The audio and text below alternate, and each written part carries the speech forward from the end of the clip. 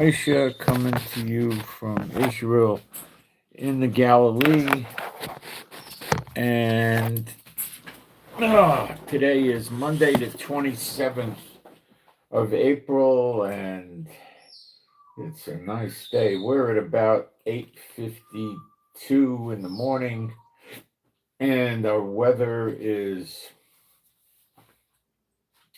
65 right now, going up to 77. Sunny, beautiful day.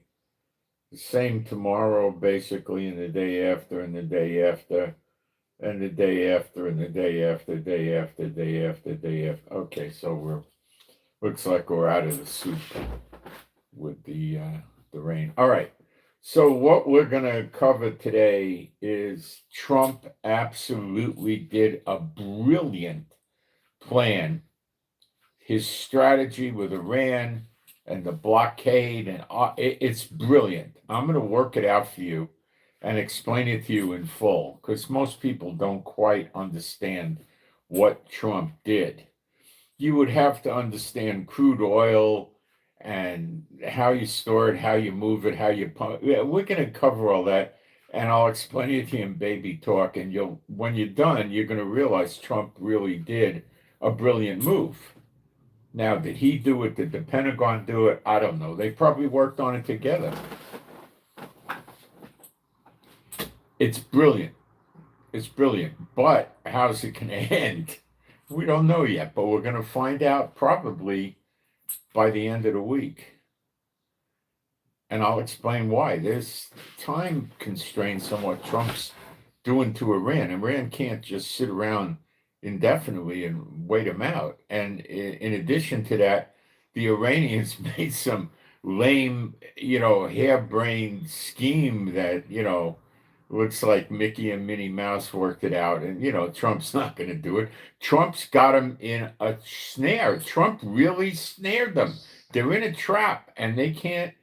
There's no way for them to turn that's good for the Iranians. It's brilliant. I'm telling you, it's brilliant. And prophecy's being fulfilled.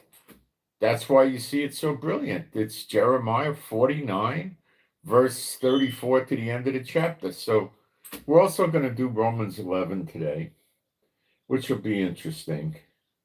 I want to correct a little fine point with you that I made, and I'm going to. It's not monumental. It doesn't really have a lot to do with how prophecy's being fulfilled at all.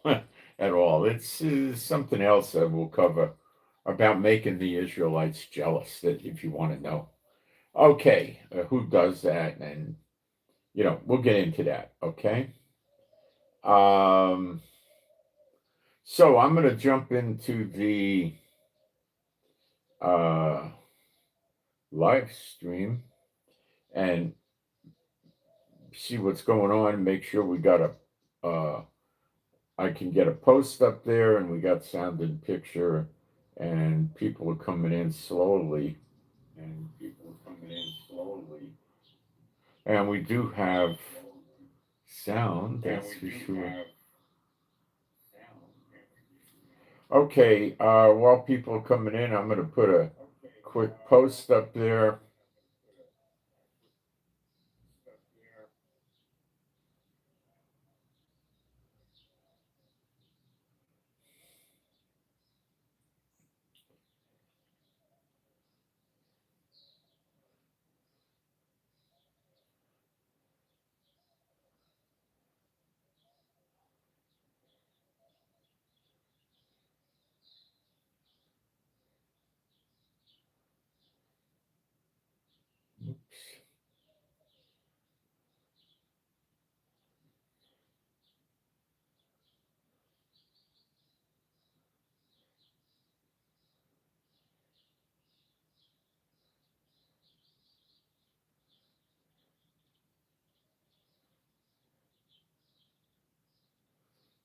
Okay. I got that up, okay. They're not giving me this mini type anymore that they were doing.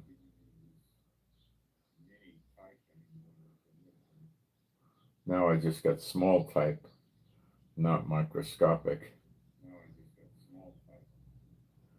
Okay, let's see.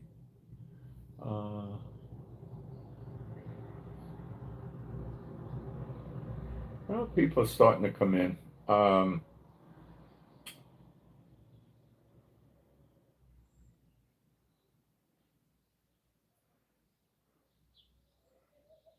Let me do some praise, and I have no control over people joining in or not joining in. Being Old and New Testament believing site. There is no God like Jehovah. There is no God like Jehovah. There is no God like Jehovah. There is no God like Jehovah. There is no God like Jehovah. There is no God like Jehovah. There is no God like Jehovah. There is no Messiah like Yeshua. There is no Messiah like Yeshua. There is no Messiah like Yeshua. There is no Messiah like Yeshua. There is no Messiah like Yeshua. There is no Messiah like Yeshua. There is no Messiah like Yeshua. Okay. So, um, let's cover a couple of the. I don't have any prayer requests. Let's cover some of the lesser things going on in the media. Okay, in the news, I should say, right?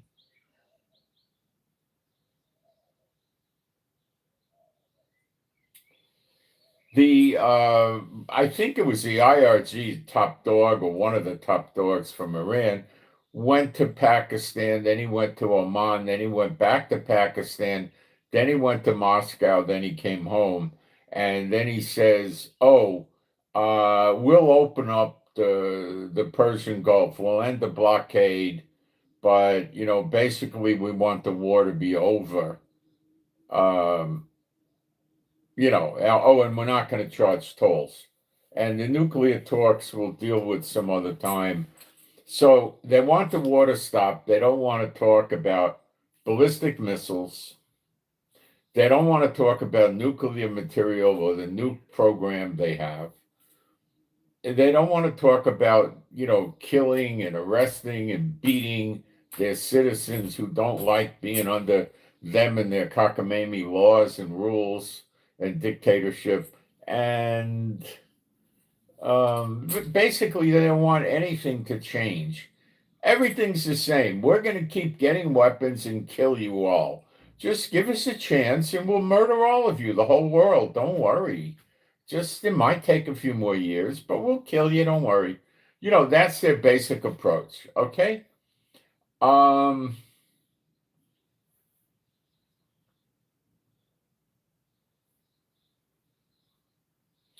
and will Trump accept this? I don't think so. Because they want Trump to end his blockade, of course. They're not going to just say, well, we'll stop our blockade for peace, but Trump, you can keep doing yours. No, that's, of course, not going to be the case. So we haven't heard of Trump uh,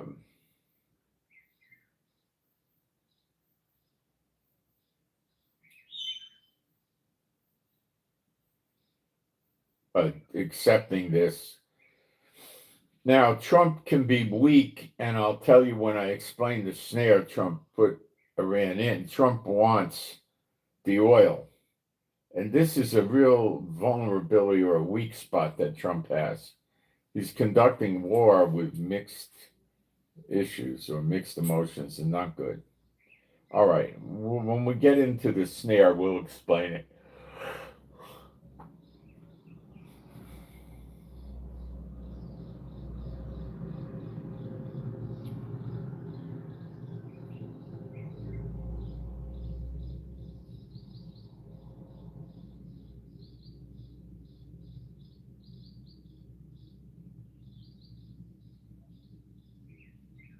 Let's get into it. Every day, depending on the day and how Iran's running their production, they bang out 2 to 3.5 million barrels of oil a day. 2 to 3.5 million barrels of oil a day. That oil has to keep moving through the the pipelines, the tanks, the pumping, everything. It has to move through the whole system. Okay. Um,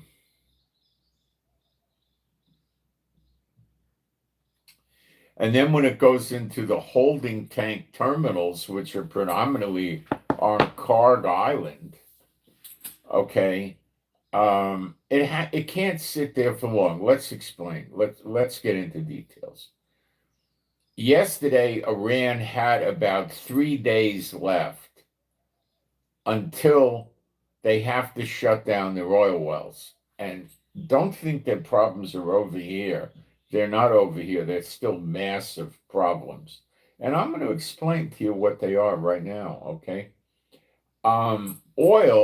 Crude oil has different ingredients in it that over time, if you let them sit, these ingredients separate.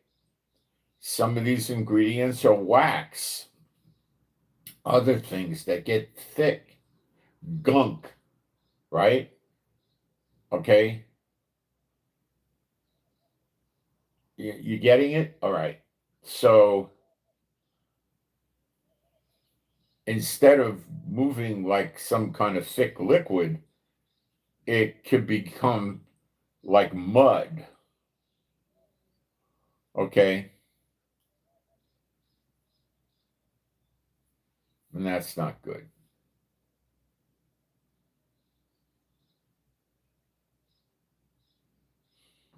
Moving along.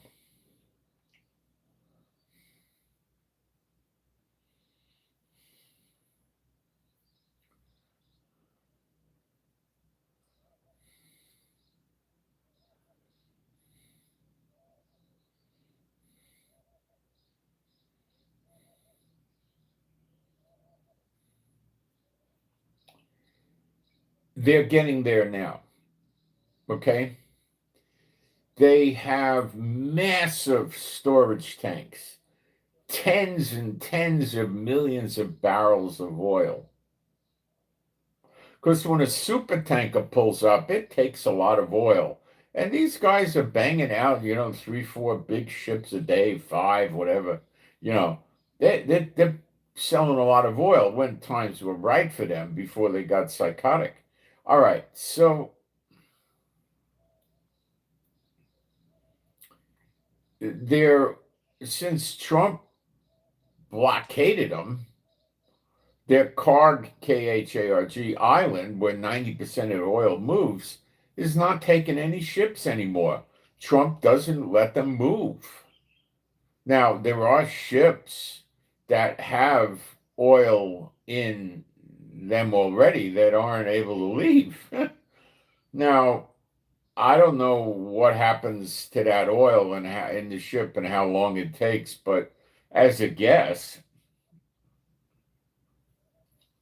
they probably have things in the tanks in the boat that stir the oil and move it around because these ships would normally take 2 or 3 weeks to move around the world. So, yeah, they probably have some provision.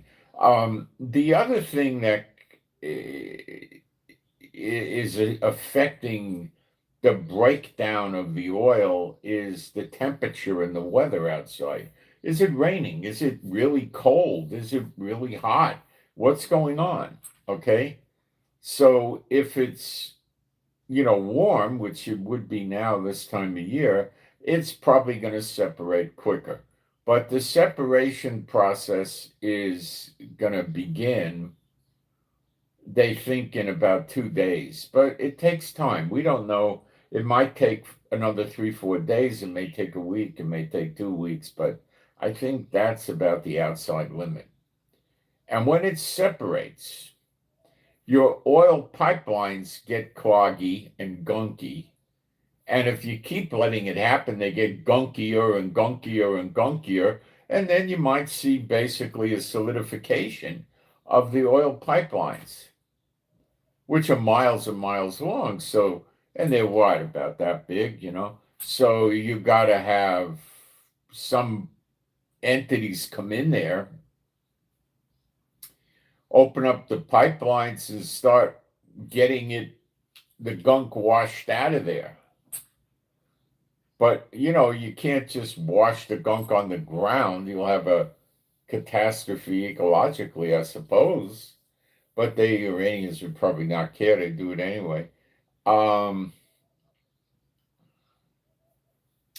then you would have to have machinery go in there, and probably with bristles made out of metal, and sweep all the gunk off the walls of the pipeline and keep washing it out till they get the pipeline clean. They would probably send a device with cameras in there to make sure it was clean. How long does that take them to clean miles of pipeline? I don't know. It ain't going to happen in a half hour, You got a long haul. Now, when you got tanks that are holding 15, 25, 30 million barrels of oil, it's not a tank like a fish tank in your house, It's huge, right? Okay, so what are you doing here now, That oil ain't moving, it's sitting in the tank. It's sitting in the tank.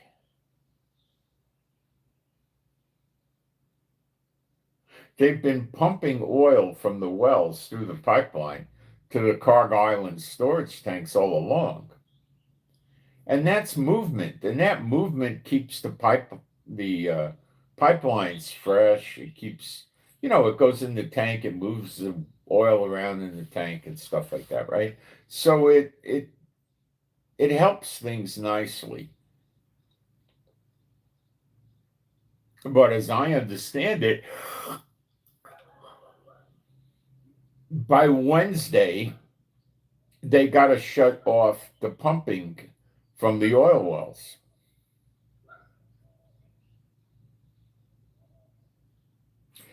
Throw the switch and that's it. Those things that, you see on TV in Los Angeles, like cop movies and stuff, they got the oil well with the thing rocking like this, and the cops are out there, like a Dirty Harry movie or something, and they find a dead body and the oil wells going up and down. Okay, those kind of things, the oil wells that are pumping oil that goes into a pipeline that goes to the storage tank, they got to shut that pump off.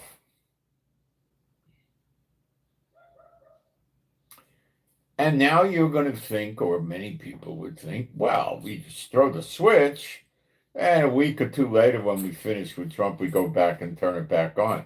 Oh, no, it's really a big job to get that thing running again. It's never supposed to shut down because you get the sediment, you get the oil not moving, it starts to separate, and then you got trouble. It's not insurmountable trouble. The worst case really is it would just take several months to clean it out. Several months, I said. It could be, like 3, 4, 5, 6 months to get it running again. You're talking about a destitute Iran. And what about oil prices? Well, if you got Kuwait, Bahrain, Qatar, UAE, Oman, Saudi Arabia moving their oil again, no biggie. Really, no big deal. So I think the nations, including Russia, told the Iranians this is what they should do.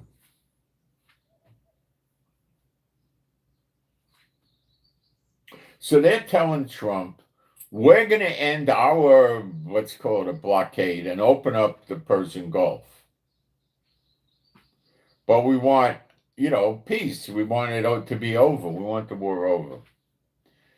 Is Trump, that's the only concession they're making. Is Trump going to do this? I'll put it to you simply, why should he? He's got him by the throat. It's just a matter of a few days and they're going to run out of air. They're going, right? That's it. It would be one of the dumbest things Trump ever did to do it. But why might Trump do it? Because he wants the oil. But them saying ceasefire, end of the war, doesn't mean Trump has the oil at all. The opposite. They got the oil. And they're going to start selling oil again. And, but the sanctions are still there. And, this is, you got to look at it that there's different entities in Iran. I basically see two. One is the IRGC, who are significantly mentally ill, and the Bajis and the regular army, and they got something they call an air force and a navy. All of them. And then you have the guys with the suits, the political leaders. And Trump himself says, when you're talking to Iran, you sometimes don't know who the heck you're talking to. He's right. You don't know who the heck you're talking to with them. Am I talking to the IRGC? I'm not talking to some guy with a suit. What's going on with Khamenei's kid is the story I got this morning is he's been burned on much of his body, so he might be unconscious. I don't know. The impression I get is maybe they put him in an induced coma so he would be able to heal quicker. And when people are burned significantly, what they're usually doing is multiple surgeries, skin graft and stuff like that, which means anesthesia and more anesthesia and then more, so you might go through 6 or 10 operations. And then I don't know what kind of anesthesia they use over there, and I don't know what kind of frame of mind he's going to be in after all that anesthesia. And I'm not sure if he's in Russia or Iran. They seem to think he's in Russia, a lot of people. And they're saying he's waiting for a prosthetic leg. So he lost a leg. So what does it mean he's waiting for a prosthetic? Well, if he can't walk and he's got bad burns, he's laying there. If he's not knocked out in a coma, he's in gaga Google land with a serious morphine drip, or maybe they got him on this oxycodone drip or fentanyl or combinations or who the heck knows. So he's sitting there and he's half in and half out, which is more humane than him sitting there and moaning and groaning all day because of the pain from his skin burns. And then the grafts have probably got to cause discomfort as well. So we're not hearing from him. I don't think he's active in this at all. The prosthetic is probably not going to be able to be fitted until they can see him walk. The people that make prosthetics, of course, you can have good ones, you can have bad ones,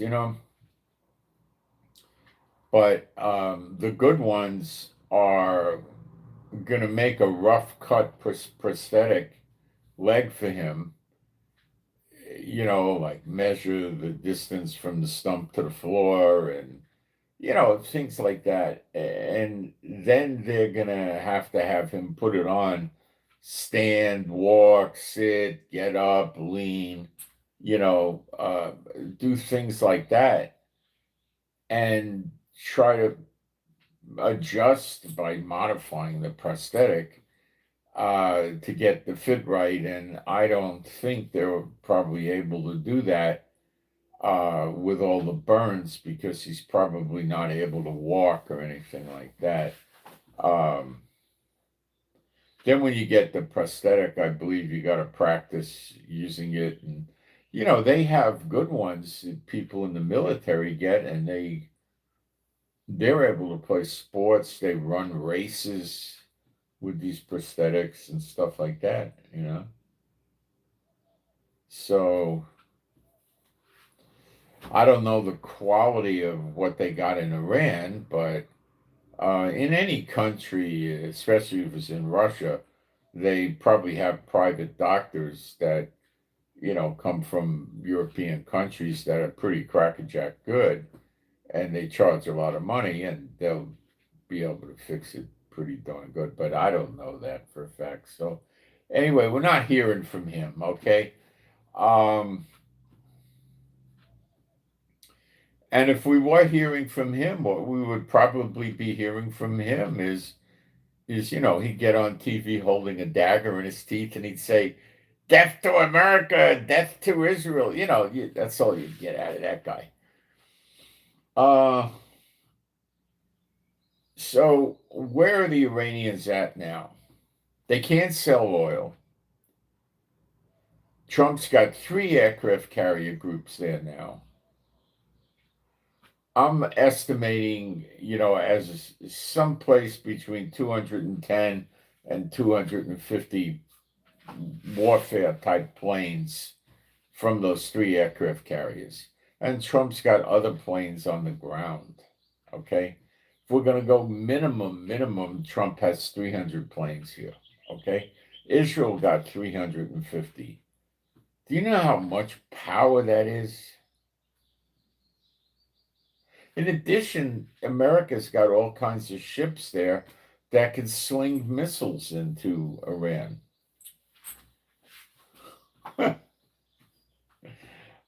Guys, Iran is sitting there,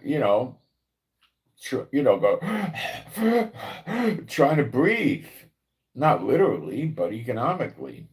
And they are getting some transportation in the airports. So yes, foods could be flown in. Yeah, they're probably flying in food. Cost is high. Now they could play games with their currency and pay their people in money, just keep minting all they need, right? Printing it. But when you start dealing with buying from foreign powers, you want to buy bananas and strawberries and milk, and you're going to have to pay them in real money. You're not going to pay them in Iranian rial. Nobody's that stupid. They're going to want dollars, euro. Maybe they would take British pounds. They would take a few different currencies probably. The big deal is going to be they might pay in Chinese rial. That might work for them. They might work. Or US dollar or euro or something. Okay. And they're going to get their food.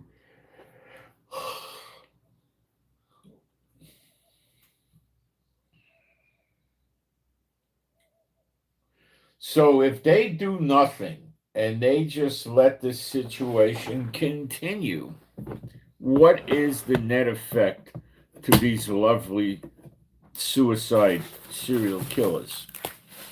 What is the net effect? They lose their ability to do anything with oil for months to come. Okay, it could be many months. Okay, so they're out of the oil business essentially. And essentially, that's going to mean probably an additional spike in, when this gets out, a spike in paper, futures oil, probably $10-20, not big.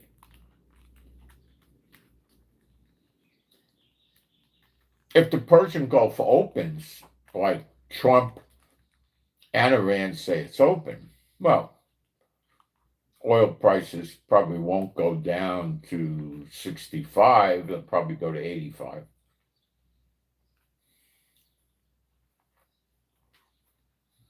Maybe 80. People can handle that. And it'll eventually drop back to the 60 level. Might take 6 months, a year, or whatever. But okay. Iran's in critical mass. They got to make a move. Let's say they change their ideas and they say, all right,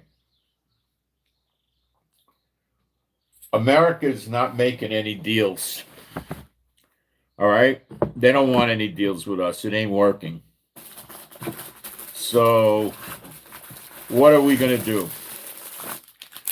Well,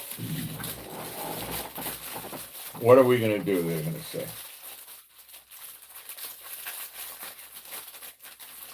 They'll attack. What do you think these nuts will do? They have good missile capability to attack. They can still attack. What are they going to attack? Well, they can go the same old route, which is attack, Kuwait, Bahrain, Qatar, UAE, Oman, Saudi Arabia, Jordan. No problem. Let's keep the attacks going. They could do that, right? Okay. Where's that get them? Well, it doesn't get them anywhere. Israel and the United States go in and bomb the place, right? And what are they going to bomb this time? I don't know. Probably try to bring an end to the missile cities. That would be my guess. That would be the most intelligent targets that there are, to bring an end to the missile cities. Okay. We've learned that they can impede the functioning of these missile cities to some decent extent. I'm not sure entirely how much, but to some level, they can get it done. All right, so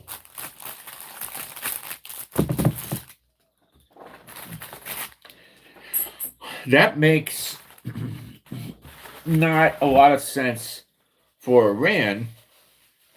It just makes their trouble worse. Okay? Makes it worse.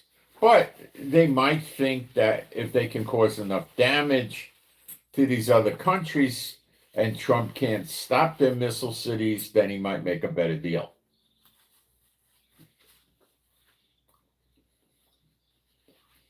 Do we... Now, that'll take some days for them. They don't have the time. They got 2 more days to go. At the end of the 2 days, what really happens is this. They shut their oil wells off. If they kept them on, they'd overflow their tanks. Or if their tanks were sealed and they weren't open and they couldn't overflow, they didn't have escape valves, then the back pressure would blow their system out from pumping the oil. They got problems.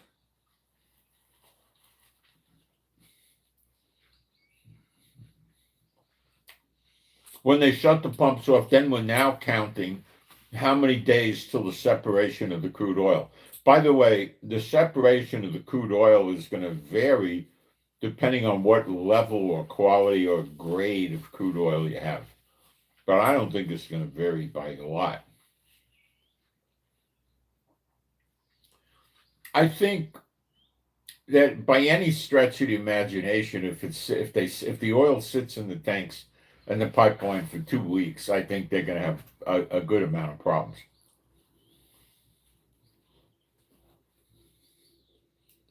It might be that this is how Iran ends. Okay?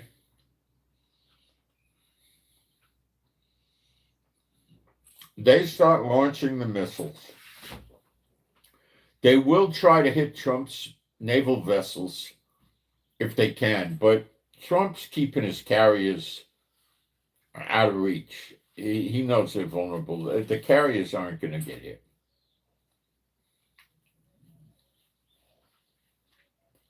A carrier with a ton of expensive aircraft and equipment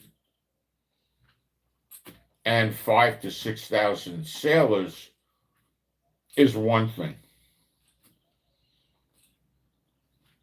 A destroyer that's a lot smaller better defended against missile attacks and drone attacks. And, 250 sailors is another story, okay?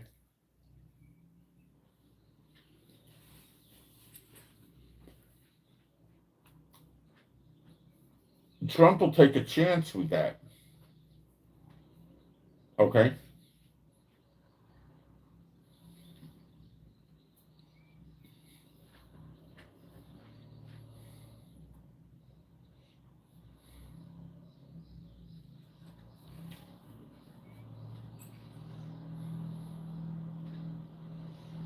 So the destroyers might get hit.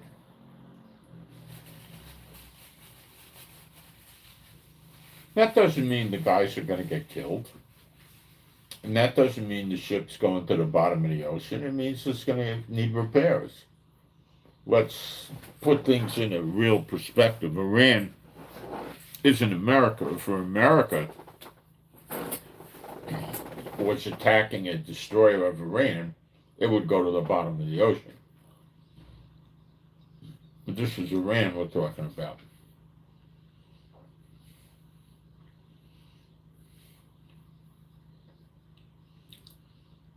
So they may consider this situation they're in now is basically surrendering, and they're not ready to surrender. Trump sees it as surrendering. Trump knows that he's got them by the throat. Trump knows he's choking off their air supply, money. Okay? They rebel against Trump's domination of them, which is, a very, very likely chance, probably 65%, that they're going to go that route. They're not going to, be nice. They're going to go down ugly. Okay? So Trump may turn around for the sake of everybody in the Middle East and his military bases and his ships and his blockade. He may turn around and go attack their electrical facilities, their plants to make electricity, which are not on a nuclear level. They're like, running diesel and, stuff like that. So he attacks the plants.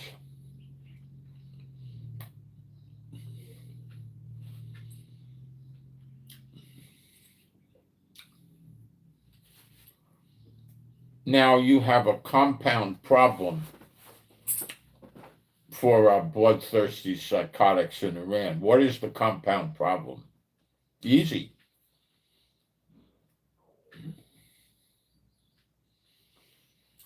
Before they fix their oil wells and their oil pipelines and their oil tanks, it would be logical to believe they need, amongst other things, electricity.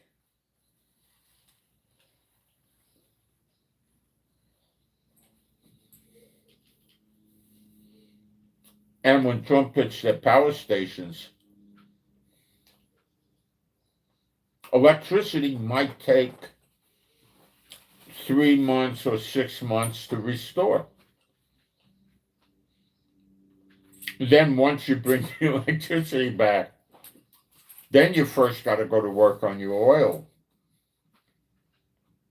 your infrastructure, your wells, your pipelines, your storage tank, your pumps, everything like that. And with the delay of having to rebuild the electricity first, you're going to probably be dealing with almost solid material in the storage tanks and the pipelines and so forth.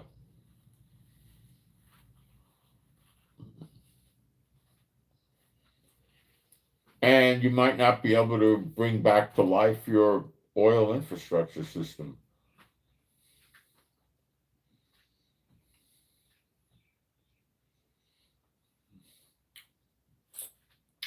It does not say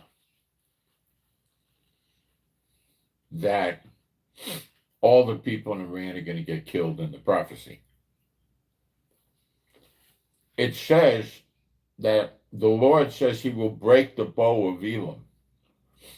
Elam is Iran and can include Iraq and pieces of Syria, because over the years that Elam, E-L-A-M, existed, its geography changed. It made conquests, and then it lost them. Okay? So that's what we're dealing with.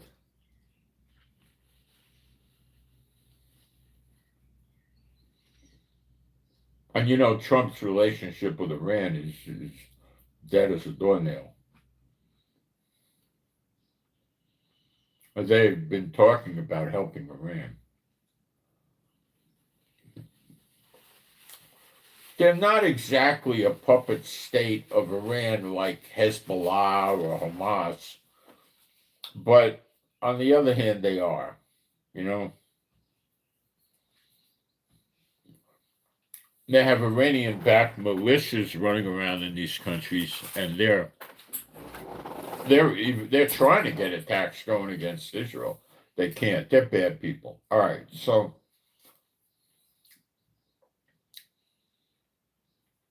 all Trump has to do right now is wait. But the beauty and the brilliance of what Trump did, and I believe God had this happen to fulfill the prophecies of the destruction of Elam. Now, what if Elam or Iran launches at Europe? They are desperate. They got to come up with something that makes Trump uncomfortable. Just Trump, not Israel, not the other countries, just Trump. Because they want Trump to pull his blockade out, and then they'll tell the world, well, we'll pull ours out too. And life goes on, and oil prices drop, and, you know, gold goes down a little bit, and all that stuff, right? Okay. And they continue on their path of vengeance and mayhem and slaughter and everything else. Trump knows they're going to get revenge. By the way, there's people purporting a story that the shooting at that dinner for the correspondents was staged. I don't, made believe. I don't believe it. I don't think it's true. No. I don't know what it would accomplish.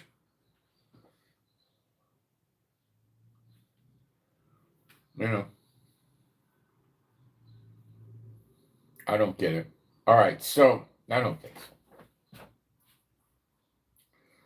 That doesn't seem to be Trump's style, to go out and fake a shooting. What would be the point? What did you get out of it? You distracted people from the news for 4 or 5 hours, and it's all based on a lie. And you know, then you gotta get the guy that, you know, arrested, and you gotta put him in a phony trial, and then you gotta make believe he went to jail, and you know, come on.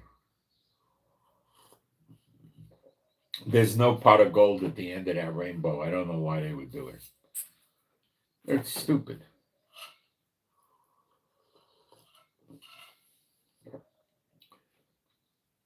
I don't know the whole layout. The guy was talking about something about being in a hotel. I think he checked into a hotel a day before the Secret Service started looking. That's probably where the correspondents were staying, in that hotel. And he might have stayed there and tried to be like them, and somehow got close or onto the White House grounds or something, and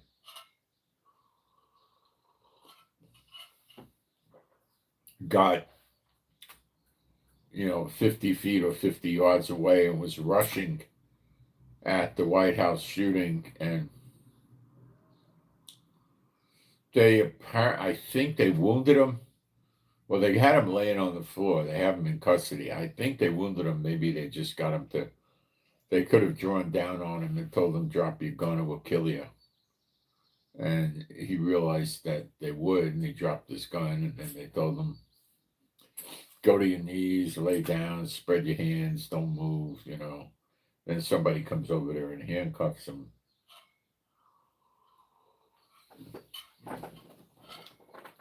Then they figure out where they're going to transport the guy to, which could take a couple of minutes, 2-3 minutes, for some Secret Service boss to figure out where they want to put him for interrogation. And then they take him there, which would have been off the White House grounds. So there was probably 8 or 10 Secret Service SUVs driving in a caravan with this guy, taking him to some facility. I don't know where they I didn't bother following it. It was an interesting story. Can you say the Secret Service was sloppy? Yeah, I wouldn't really go that far. They're not sloppy. No.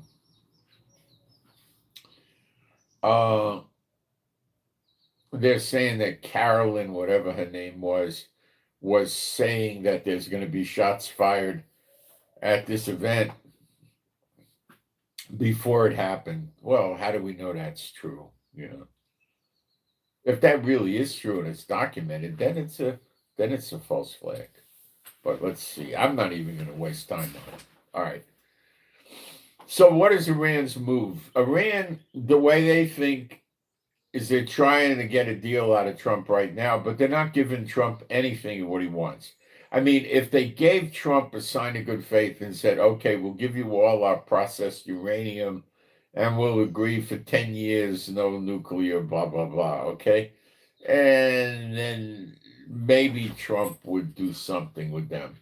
But, they're not asking for much anymore. They're not, they don't want much. They don't want reparations. They don't want some, but they're not offering anything either. So they want life to go back just the way it was before Trump attacked. And Trump's not going to go for that. He's holding all the cards.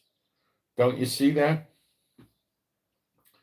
So what I see is likely Iran's going to say, "Oh boy, what the heck do we do now, guys? We're up the creek. The only thing we can do, if we just sit there and do nothing, we're going to have a silent death of our economy and our country. If we come out swinging, we might get Europe to get enough bloody noses that they're going to insist the war ends somehow and bring it to an end. That would be their best shot. Start attacking Europe, but it may not have the brains to do that. And they may not have the wherewithal. Maybe they don't have missiles that can really hit Europe or enough of them or whatever. So then they go back to Kuwait, Bahrain, Qatar, UAE, Oman, Jordan, Saudi Arabia, and Israel, right?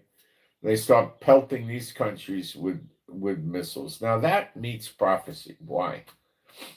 Because Kuwait, Bahrain, Qatar, UAE, and Oman are not countries whose names appear in the Bible. They're Elam. That's how I'm looking at it, with Iraq and parts of Saudi Arabia. It's Syria. We don't say Syria, we say Syria, but you can say Syria. And here you can. So that's what they're doing. They're going to go, and they're already starting to circle the drain so Iran could finish them off, which means there would be several days of fighting.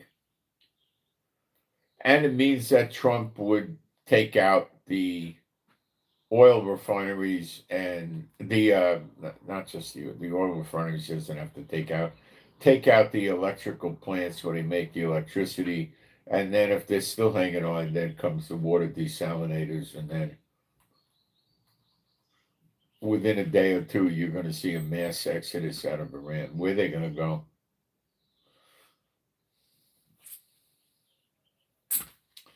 UAE and Kuwait, Bahrain, Qatar, they're not going to take them. Trump's not going to say, come to America. Modi's not going to say, come to India. But I think what's going to happen is all the countries are going to let him in. They're going to call it an economic, they're going to call it a catastrophe. And I don't know what the IRGC are going to do in the Bajis, or however you pronounce it. They might have a lot of trouble getting into the other countries, but there's not that many of them. And the civilians will get in. They'll get in, and that's what I think will happen.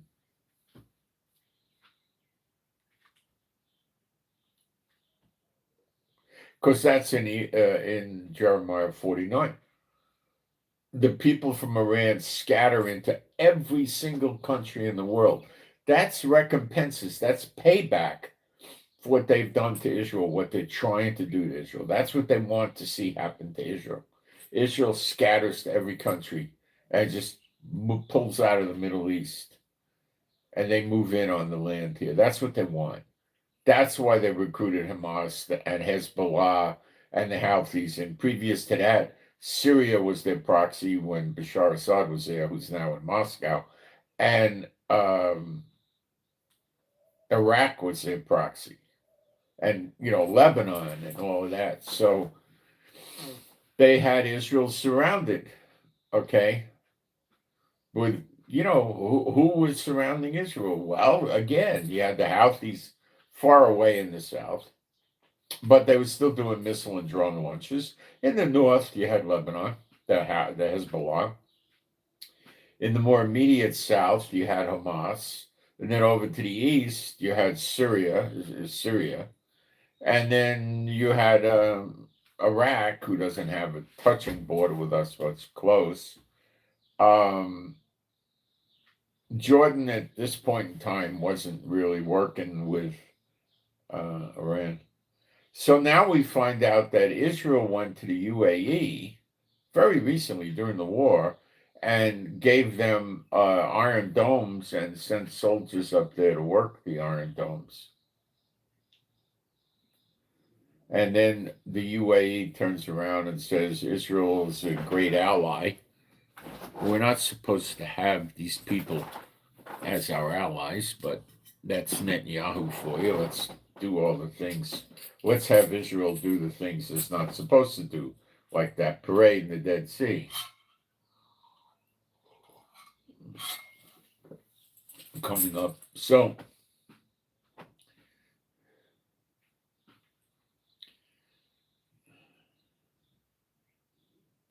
this is a problem,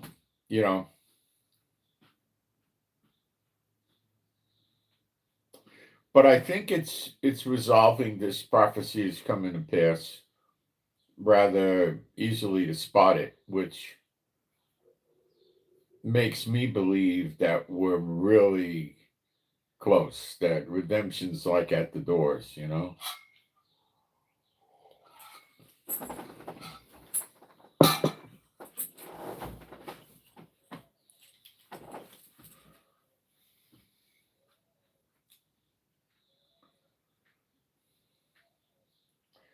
The UAE said that it would take generations for them to trust the Iranians again.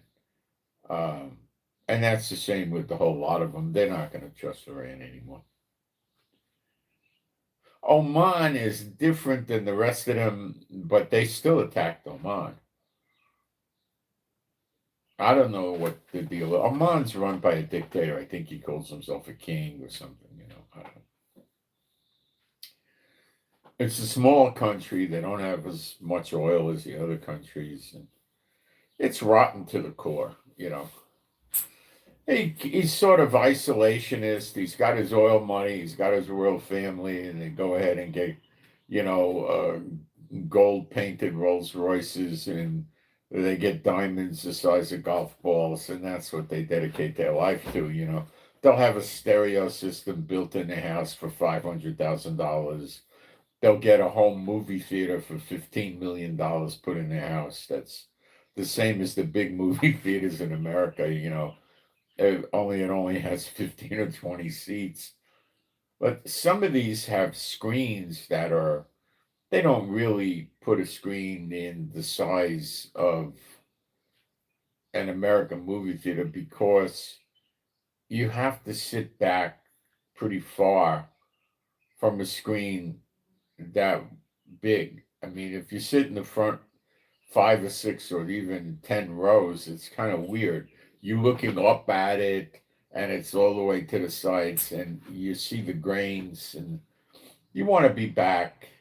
So, that's, a screen that's maybe 150 feet and 30 feet high. And, they don't, but, they get them pretty big though.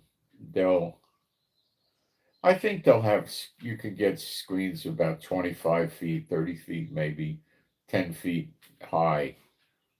And, they're really high definition screens. They don't care what they spend.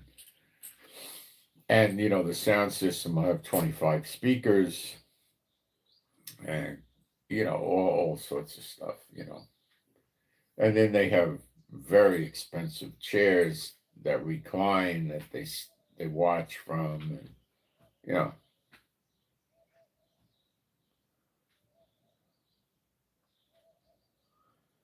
you know, but they grow up with this. You grow up with private jets, with mansions, with servants, with buying anything you want. And what's left for them? The only thing that's left for them is to be a leader of a country.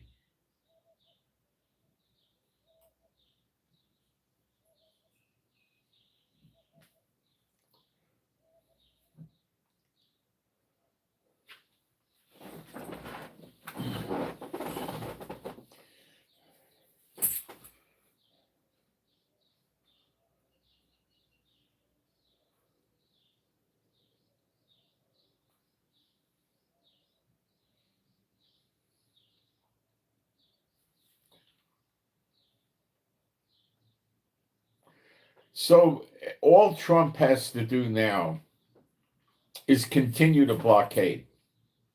He's winning and he's going to win. That's it.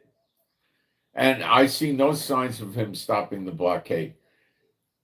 The Iranians today are offering to end their blockade if he basically ends the war. Tomorrow, the day after, or the day after that, they might start giving Trump concessions like we won't do any nuclear for 10 years. And Trump wants, what Trump wants to get out of them, and he's not going to tell you this, is he wants the regime to be gone and Chevron and Exxon move in with the oil. That's what Trump really wants. Okay? If the Shah's son, who's still kicking around out there, takes over as the leader of Iran, Exxon and Chevron win. And Trump wins. Trump might go to them and say, I want $1 a barrel. Me, Donald Trump, that's what I want. And he could structure it with one of his kids' companies, become advisors or play some role in the oil, and they get paid $1 a barrel, and there you have it. But when you're pumping a few million barrels a day, gee, what a nice allowance. You see, we don't know what rich is. A lot of us walk around thinking if we had $3 million or $5 million, we'd be rich. You're not thinking like them. If you had $500 million, you'd be kind of rich, okay? If you had $10 billion, you'd be rich, okay? If you had multiple billions, you'd be rich. There's a lot of billionaires running around, okay? You'd be rich. $1 billion is 1,000 million, okay? We've been beaten down so much by the elite in every country with the money hoarding for the Satan bots, the high-ranking Satan bots. The transactional Satan bots are always the high-ranking ones. And, we don't even think straight. I mean, we think in terms of hundreds and thousands of dollars, and they're in hundreds of millions, you know.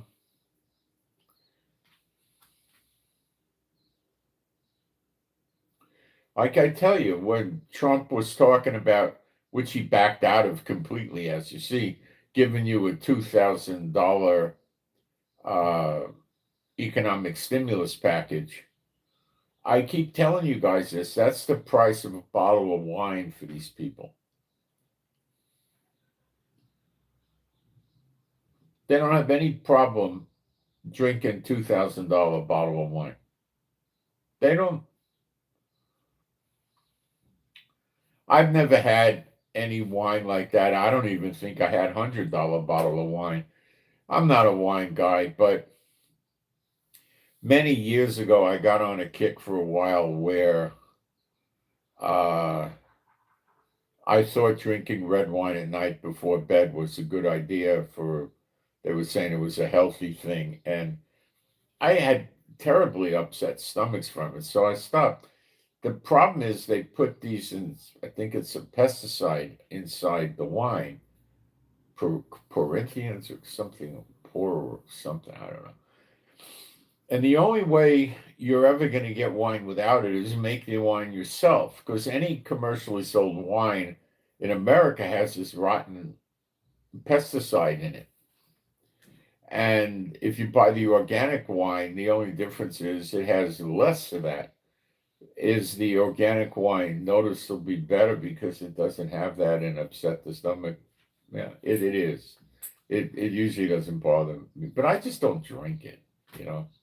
I don't care about it, you know. It doesn't mean anything to me. But I tried it for a while, and that's when I was working in the world and I had plenty of money. And this is a long time ago, before 2000, before the year 2000, and I was back then buying wine for about $15, $16 a bottle. That was a pretty good amount of money back then, probably like buying wine today for $50, you know. Was it really good wine? No, it wasn't. It was junky. I didn't like it. Not at all. But I was drinking it for health, and I just gave up on that. It was stupid, you know. If I was going to drink wine for enjoyment, I would drink white wine. That's what I like better.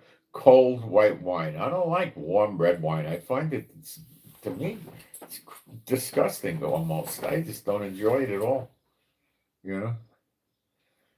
The only kind of reddish wine I would like is Manischewitz has a cherry flavored wine, or it's a cherry wine or something like that, and it's full of sugar though, so it's like drinking a Hershey bar wine or something. It's stupid, you know. I just don't care for that stuff. People rave about the wine. I don't know. Maybe one day I'll drink wine that's real wine without the toxicity in it and grown in Israel, you know, when we got the new heaven and new earth, and it may be very good. I don't know, but I don't have much taste for it, except the white wine that I like. So I never found a hard liquor that was ever any good. As far as I'm concerned, all of that stuff goes down like kerosene and burns you on the way down. I don't know why people like this stuff, you know. And you know what's ironic? People with alcohol, they go off and play connoisseur, right? And they do it with hard liquor. They do it with vodkas. They do it with scotch mostly, but they also do it with brandies, cognacs, I don't know, all of it. Tequila is a big one. You know, they go out and buy bottles of tequila that's $1,000 instead of paying $15 for Jose Suervo, you know, or whatever it costs today. They'll go out and buy it. I mean, tequila is going to taste like rot gut. I don't care if you spend $11,000 a bottle, it's going to taste like rot gut. And the only I bought, this is going back before 2000. I bought the Johnny Walker Blue Label, which is not a single malt scotch. It's a blended scotch, which means it's junkier. And on the cruise ships, they were selling it for $140, and I wanted to see what it tasted like. Now, $140, like 25, 30 years ago, would be like today, like $500, right? And what did it do? Well, it burned. It just burned less. Was it so-called smoother going down? Yeah, but not smooth enough. It still burned. Did it taste really good? No, I mean, it tasted like burning. Like, what did the Indians call it? Firewater. It tastes like firewater. People say if you drink some of the vodkas, I don't remember which ones, you could look it up. I think Grey Goose is one or some other. You don't get any hangover from that. How do I know that's true?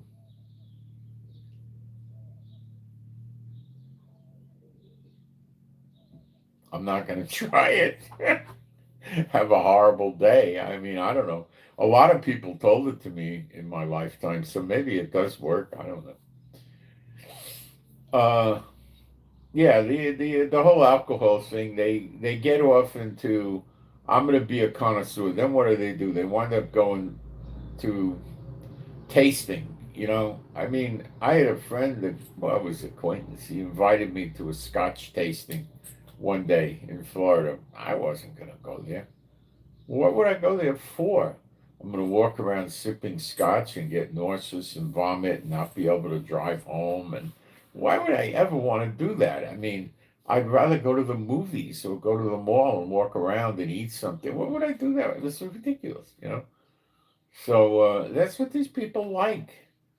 They like to make an art form out of a lousy, stinking habit that is their escapism.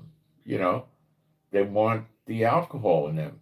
So, the wine people, what they'll do is they'll drink a bottle of wine at dinner. So if it's a couple, I believe you get 4 glasses of wine out of it. They each get 2 glasses, which is like drinking 2 shots of scotch. So they're nice and relaxed. And then after dinner, they might go for a sherry, or they might go for an aperitif, which will have alcohol, or a cognac or something like that. People get it, they buy a special glass for cognac, right? And they might spend, I don't know, you can spend $20 for a good quality glass, maybe. Okay, crystal or something like that. And then it comes with a stand where the glass kind of lays on its side. And then they have a thing that's like a little lamp. I think it burns alcohol or kerosene or maybe propane, I don't know. And it has a little flame, and it heats the glass while it's laying on its side with the cognac in it to keep the cognac warm. Now, I suppose I don't know much about cognac, but I suppose if it's cold and it probably condenses or so. I have no idea what it, but that keeps it not boiling. It just keeps it warm. I suppose if you were sitting in, um, Northern Europe, in Norway or someplace in January, and you were drinking cognac, that would probably be a good idea. But if you were sitting in Miami, it might not be such a good idea. I don't know. And they do this stuff and they make it into an art form. And they're alcoholics.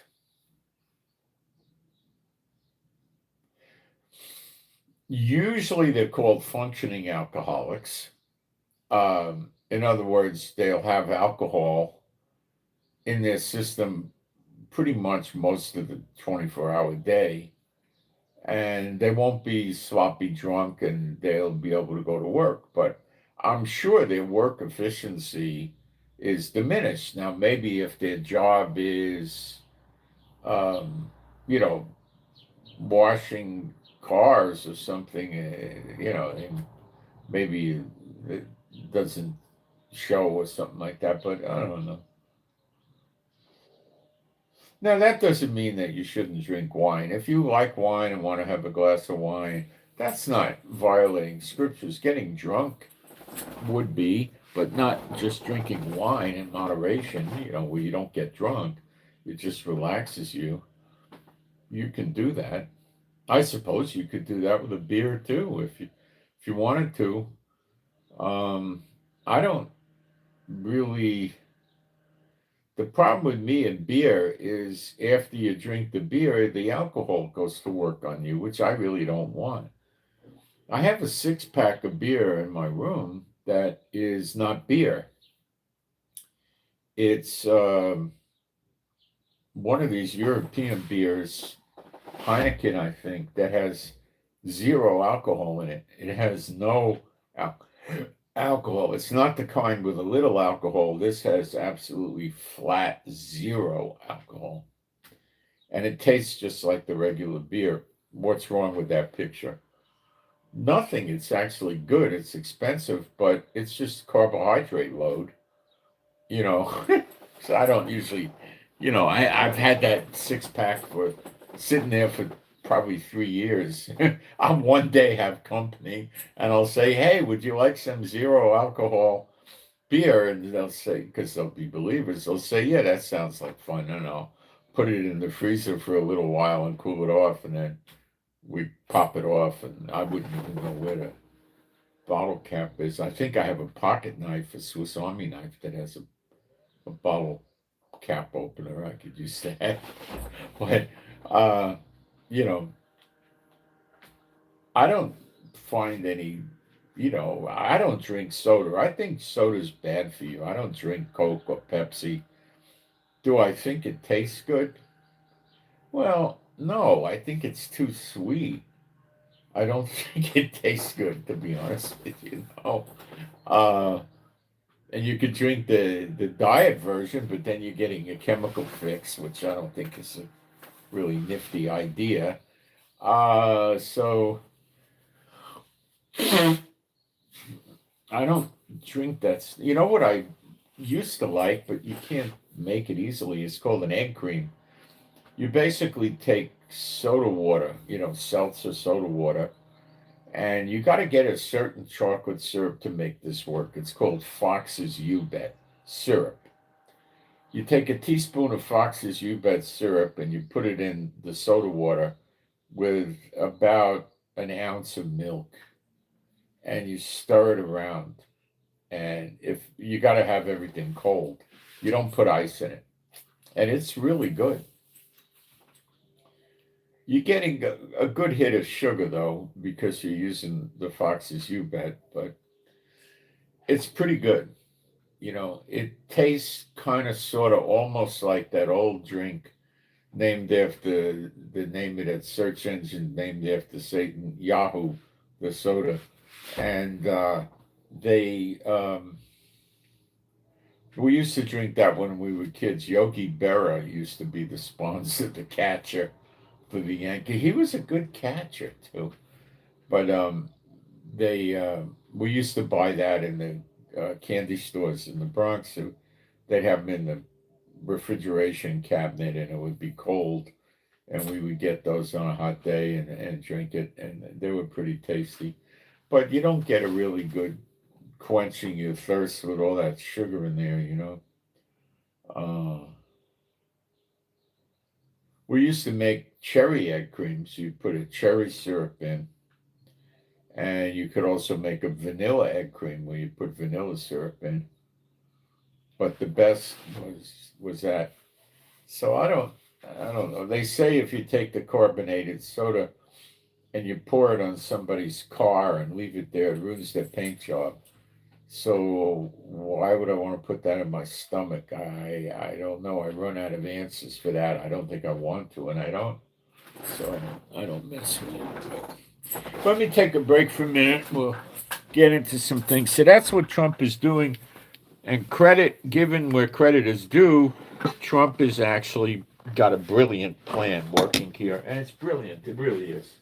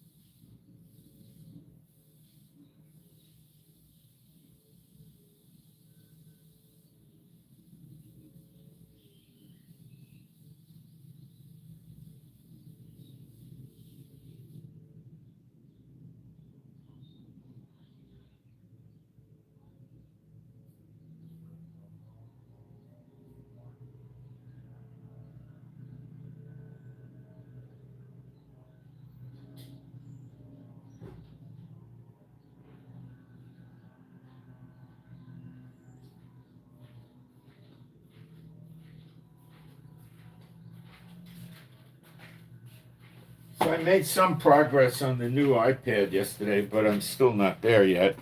But I'm moving cautiously and slowly. I don't want to get locked out or anything. Uh, okay, let's take a quick look and see if anything developed with Iran, because this is a fluid situation that could take off at any time.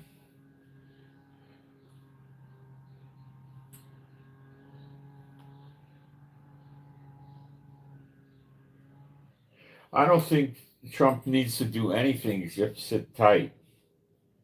And Iran's not happy with that because he's got their Persian Gulf shut, and he's letting ships in that he wants to go to Kuwait, Bahrain, Qatar, and so forth. But then Iran laid mines to make it hard for them, and now Trump's trying to get the mines removed pronto danto. So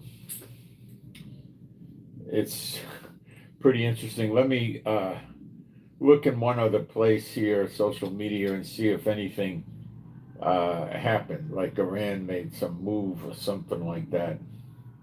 Um, this trip with the IRGC guy going to Pakistan and Oman and Moscow was obviously related to this whole deal.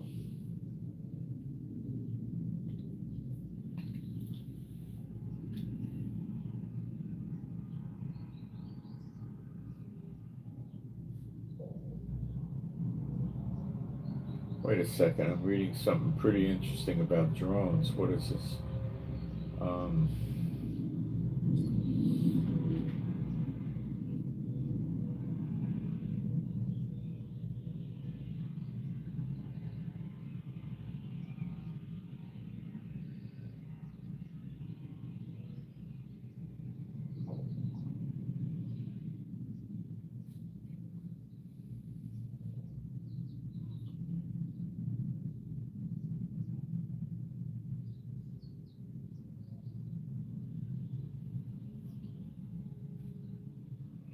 all right, so there was this is what I'll read this to you what I'm picking up here. Many watched the video yesterday of IDF soldiers evacuating wounded. This is up in Lebanon, by the way, which we're quite aggressively attacking every day, all day. Evacuating wounded from the combat zone in Lebanon when a suicide drone exploded near the rescue helicopter. What do you know about this drone? Most of us probably don't know, so let's learn about this drone. It's called an FPV, Frank Papa Victor FPV drone. It has an optical fiber that changed the rules of the game. Okay, let's start with the classic problem of drones. Regular drones communicate via radio waves, and that is their weakness. Israel, like other countries in the world, such as the Ukrainians, have developed excellent capability for electronic jamming. Ukraine's great at it. And they work with Israel. Ukraine and Israel are friends, okay? We help each other, not that openly, but we do. And Zelensky's a Jewish person in Ukraine. Okay. So the jamming takes the controls away from the launcher of the drone, and they command the drone to go straight down into the ground or something like that, and they could locate the operator of the drone through the radio wave tracking, and then they give him a little missile and blow him up. Optical fiber closes all those loopholes. What is this optical fiber? It's a very thin physical cable that extends behind the drone during flight and through which all the data passes. So there's zero radio signals involved. So you can't detect it and you can't jam it. And the electronic control cannot be disconnected. You get a real-time image in full resolution from the camera directly to the operator. So in other words, camera or cameras in the drone are constantly transmitting on this cable. The operator cannot be located through a signal.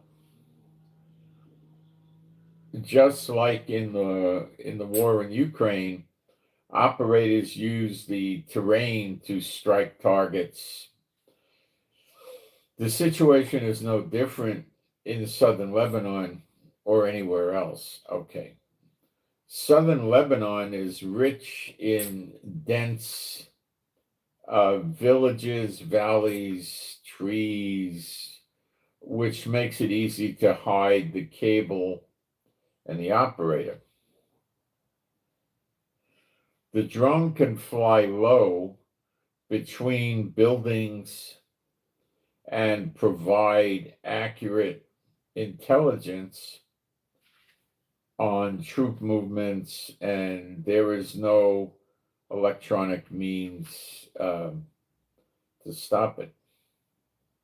The only way to neutralize this type of drone is to shoot it down physically, which is what Iron Dome does, and that's what the Iron Beam does. It physically blows them up. That's kinetic, It's not digital. Okay. Locate the cable or locate the operator visually and neutralize them. So it's not so, it leaves less options. Okay.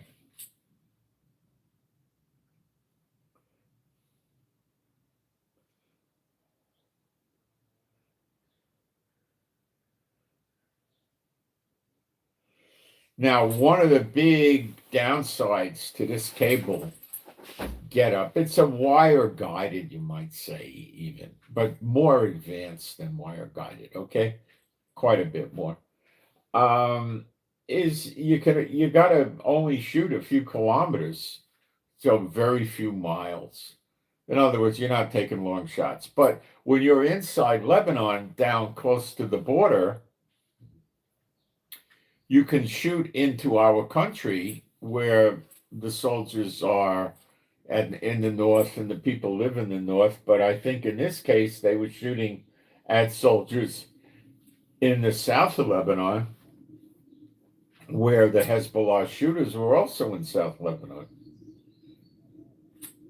The drone cannot change direction too freely because the cable restricts this activity.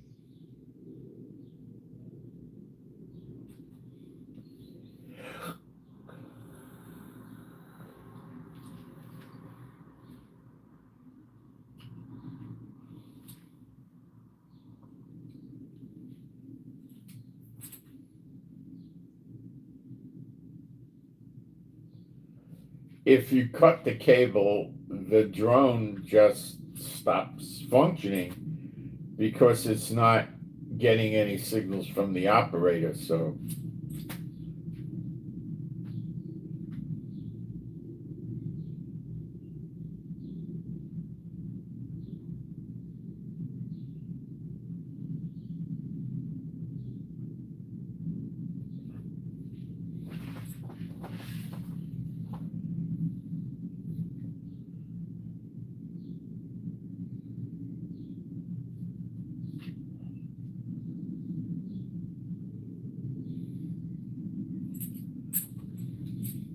this is not a super expensive technology for Hezbollah to use either.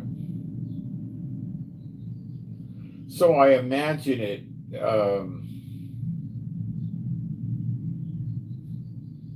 it might have a few kilometers worth of fiber optic cable inside the drone, and while it flies, it just keeps unleashing. It comes off of maybe some kind of a round device. It just comes off of it. The other way you could do it is the cable's attached to the drone, and you have the cable where the operator is when you launch it, and it just keeps unreeling it. Probably both ways. I don't know. I think it's safer for them to have it unreel from off the drone.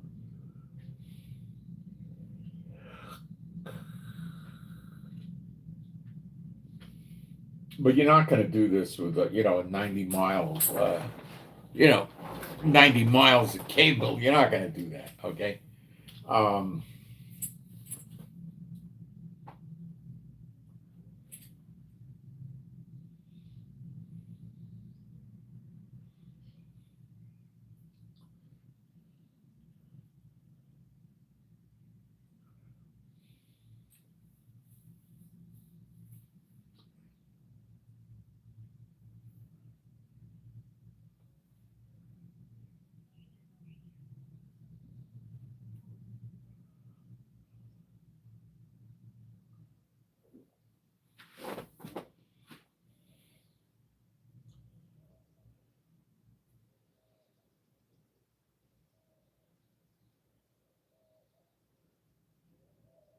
Another 15 heavy transport planes, C-17s, cargo planes, made their way from Europe to the Middle East yesterday. 15 more.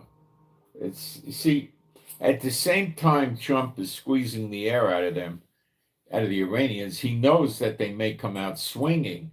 So he wants a massive amount of equipment for the Kuwait, Bahrain, Qatar, UAE, Oman, Saudi Arabia, and even Jordan too, to be able to shoot down incoming drones and missiles, and also offensive missiles, so he can keep smacking Iran down, down, down.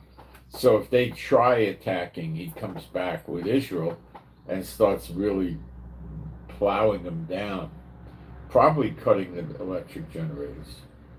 The last piece of the puzzle would be cutting um, the water desalinators. Although when you get rid of um, the electric generators, the water desalinators are probably going to run out of power from the generators in a matter of days. So you're going to get it done that way anyway. So it's a mess and a half. I think Trump would need to have a reason to throw the towel in early and tell Iran, okay, we love you, we'll give you a sweetheart deal. Just be nice and don't make any nukes, and we love you. And I don't think he's doing that.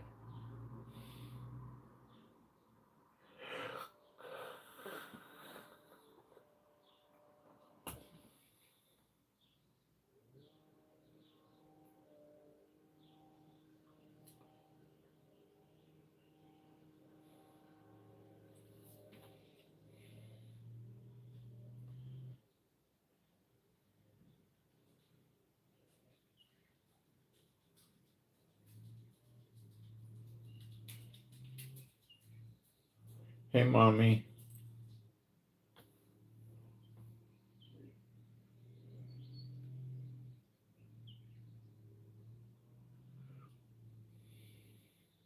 So there's nothing resembling a ceasefire going on with Israel and Hezbollah right now.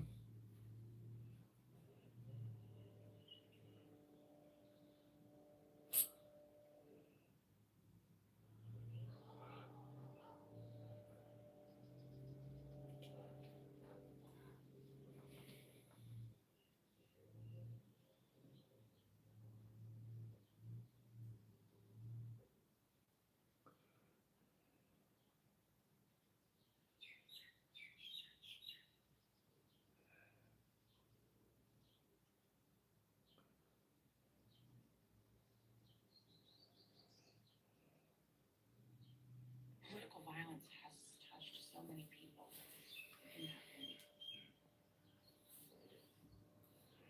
Okay.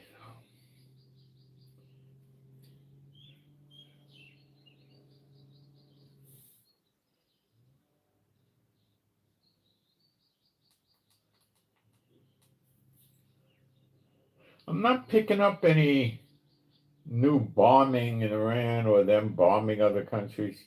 Um,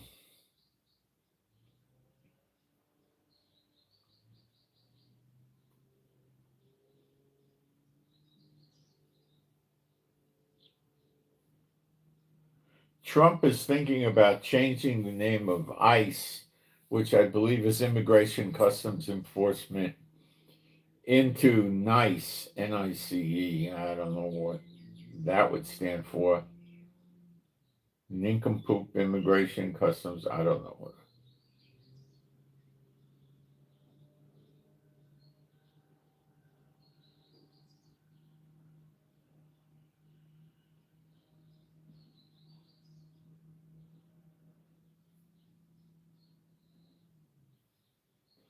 The most efficient way to run any law enforcement agency in any country is absolutely not what they do in Israel, in America. What America should have is a national police department. Okay. For America, it'd probably have to be 2 or 3 million people. And they would cover all the policing of all the cities and states and counties and the federal. So you would have consistency amongst all the country. You wouldn't have police in one jurisdiction pulling people over and giving them a $1,200 fine because the tint on their cars is too dark, and another jurisdiction just doesn't care what you want to do with your own car. And this sort of thing, and there'd be uniformity with the gun laws, driving laws, and everything like that. That's the way to do it. And what happens then is you have information sharing because all the cops are working for the same company, the United States National Police or something, right? And the same people that are guarding, the Washington Monument are the people that are patrolling your neighborhood at night.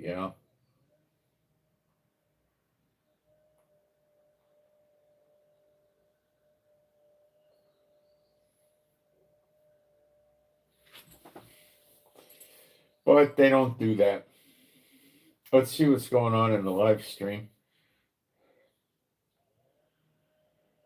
People starting to come in.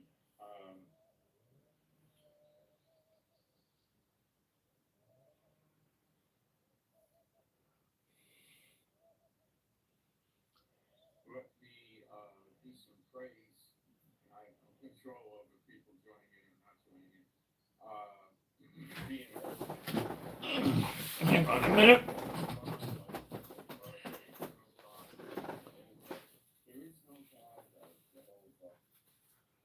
Let's see if we got any prayer requests in here or anything like that. There is no Messiah like Yeshua. There is no Messiah like Yeshua. There is no Messiah like Yeshua. There is no Messiah like Yeshua. There is no Messiah like Yeshua.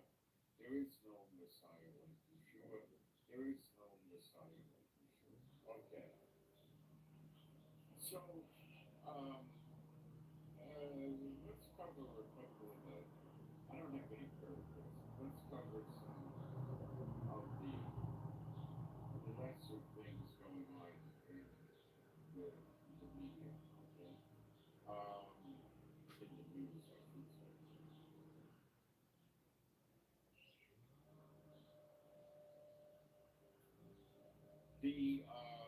I think it was the IRG top dog or one of the top dogs from Iran went to Pakistan, then he went to Oman, then he went back to Pakistan, then he went to Moscow, then he came home, and then he says, "Oh, we'll open up the Persian Gulf. We'll end the blockade, but basically we want the war to be over."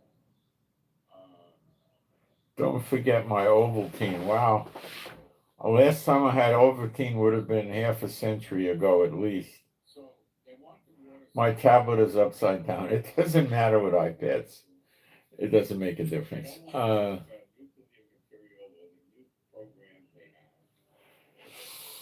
They don't care.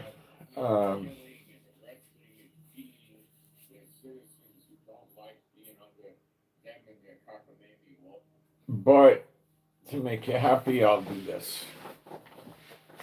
All right.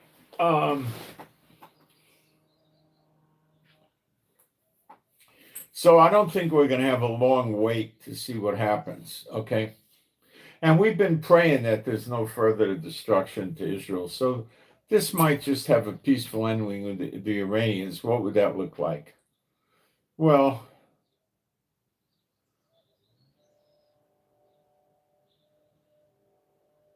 I don't think it can be peaceful. I think it has to end with more violence. I don't think it will be peaceful. No. All right, let's go to Romans 11.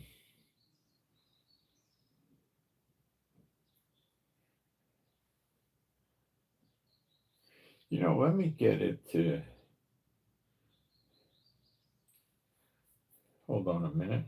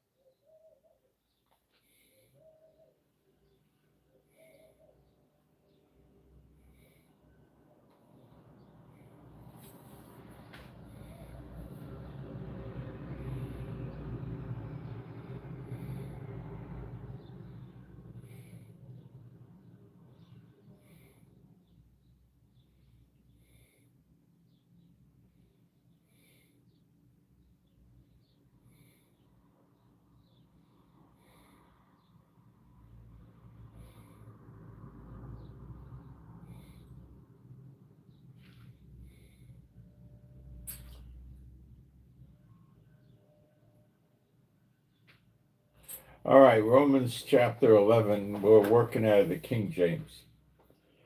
I say then, hath God cast away his people? God forbid, for I also am an Israelite of the seed of Abraham, of the tribe of Benjamin. Now, there's a lot of people that go to buildings that open on Sunday from 9 in the morning to 12, or from 8 in the morning to 10, or you know what I mean. And they hate Israel and they think God's finished with Israel. and they have replaced Israel, and that is called replacement theology. God hath not cast away his people. There is no replacement theology in the Bible. It exists in the buildings that open on Sunday from 9 to 11. I think that's more accurate, 9 to 11, not 3 hours. Okay, that's about where this exists. It doesn't exist in your Bible. Okay, God hath not cast away his people, which he foreknew. Now, getting into the whole concept of foreknew brings us into like philosophical type debate what it means, but it means he knew the end from the beginning. That's a pretty basic way of understanding it, right? What ye not, it could go deeper than that, but that should give you a grasp anyway. What ye not what the scripture saith of Elijah, how he maketh intercession to God against Israel, saying, Lord, they have killed thy prophets. Remember back then there was a school of the prophets where he was training prophets. He was training people, but they were actually prophesying. But Elijah training people would not, what was done once will be done again. Lord, they have killed. Now, he wasn't the only one training them, of course, but I would have a lot of trouble believing that he didn't have something to do with them, because he was very, very familiar with the ones in the school of the prophet, okay? School of the prophets. All right. We're not going to have a school of the prophets again, because the Holy Spirit is universally given to all the believers, and there's a gift of the Spirit called prophecy. So that would basically mean that we could all be school of the prophets, but there's other gifts of the Spirit too. We have apostles, prophets, pastors, teachers, evangelists. Okay, so they weren't running New Testament churches back then. It wasn't the New Testament. Okay. Elijah, how he maketh intercession to God against Israel, saying, Lord, they have killed the prophets, thy prophets, and digged down thine altars, dug them up, I guess we would probably say. And or got rid of them, dug them and got rid of them or something, And I am left alone, and they seek my life. Now, those of you with the true gospel are kind of left alone. You feel that way, don't you? There's nobody really seeking your life. We're in recompenses. They're not hunting you down or anything like that, but you feel like you're alone. But what saith the answer of God unto him? I have reserved to myself 7,000 men who have not bowed the knee to the image of Baal. So they didn't commit spiritual fornication. It's called fornication in like Revelation 17:18, but it's a spiritual fornication. It doesn't, in that kind of fornication, the meaning there doesn't mean you're having, you're laying up in a bed with the person, okay?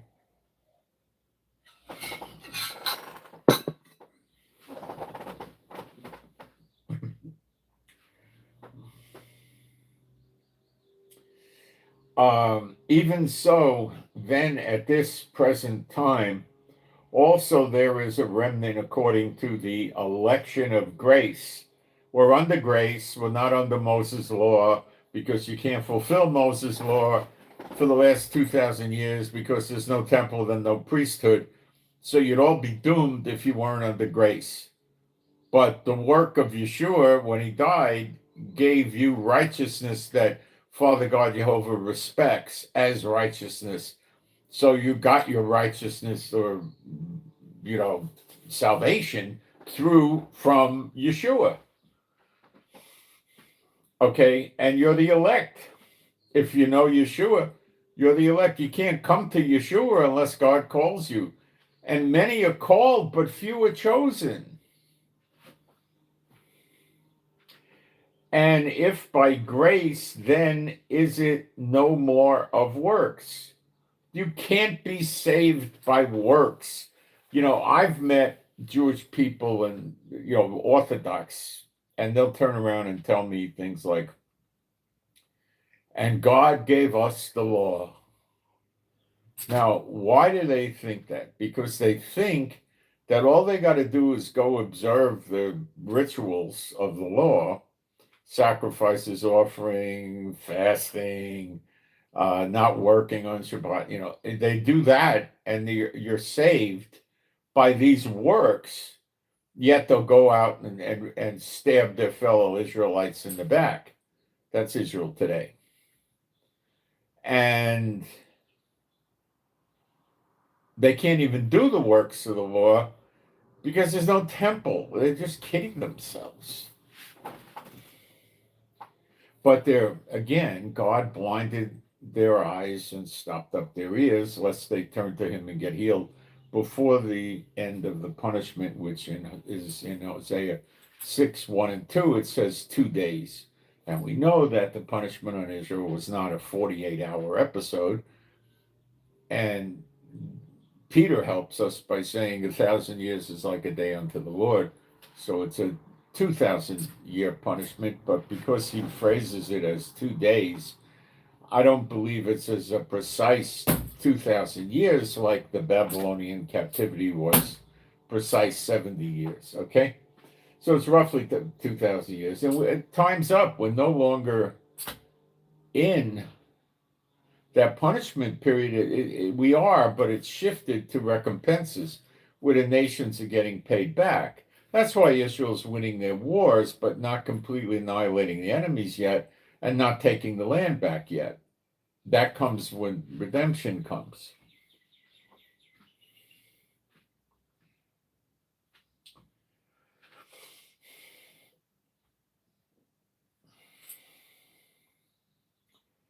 Even so, then at this present time, also, there is a remnant according to the election of grace. And if by grace, then it is no more of works.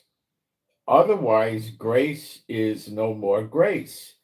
If it was true the way the Orthodox Jews practice, then the work of Yeshua was meaningless. Well, they reject the work of Yeshua, you see.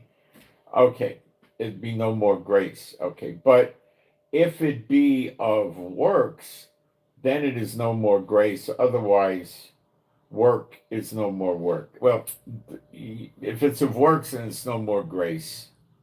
Okay. And people reject a lot of this. They won't let go of Moses' law, but they don't understand they're clinging to works.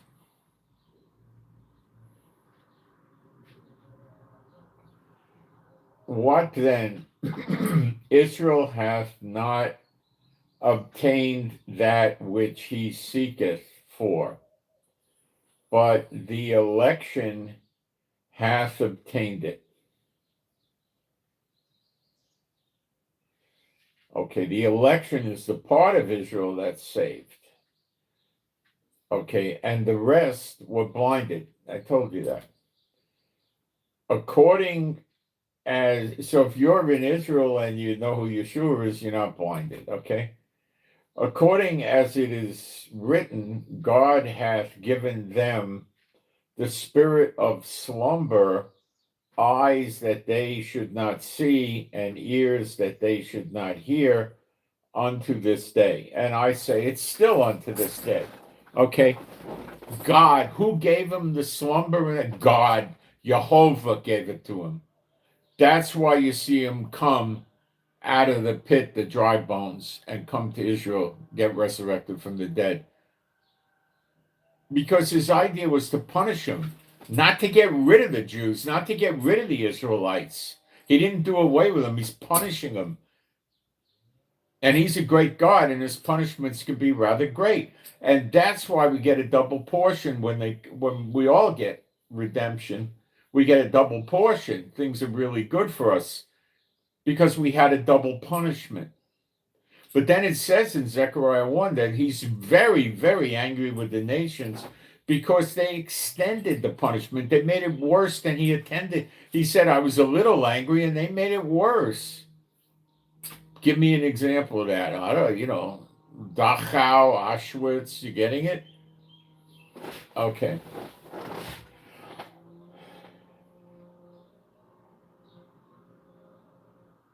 Look what the Romans did. Masada, we could just go all over the place with this. How many countries threw the Jews out and took their goods away from them and just threw them out of their country? Well, tons of them. Okay, that's why we have a Jeremiah 30:11, which takes place. Jeremiah 30:11 is talking about Jacob's trouble, which is Zechariah 12, which is at the doors. It's already begun, quite advanced, actually. Okay, he destroys all the nations he scattered the Israelites into. It's also found in Jeremiah 46, verse 28, because of what they did to the Jews. They took the punishment of God. They weren't merciful to them. They were extreme with them. Okay? Let me tell you a story. I was a little kid, and my mother got mad at me. I was about 3 or 4 years old. We lived in the Bronx, and we had doors that we put us. It was it wasn't a screen door. It was a wood door with open slots, and it just had a little hook to keep it closed.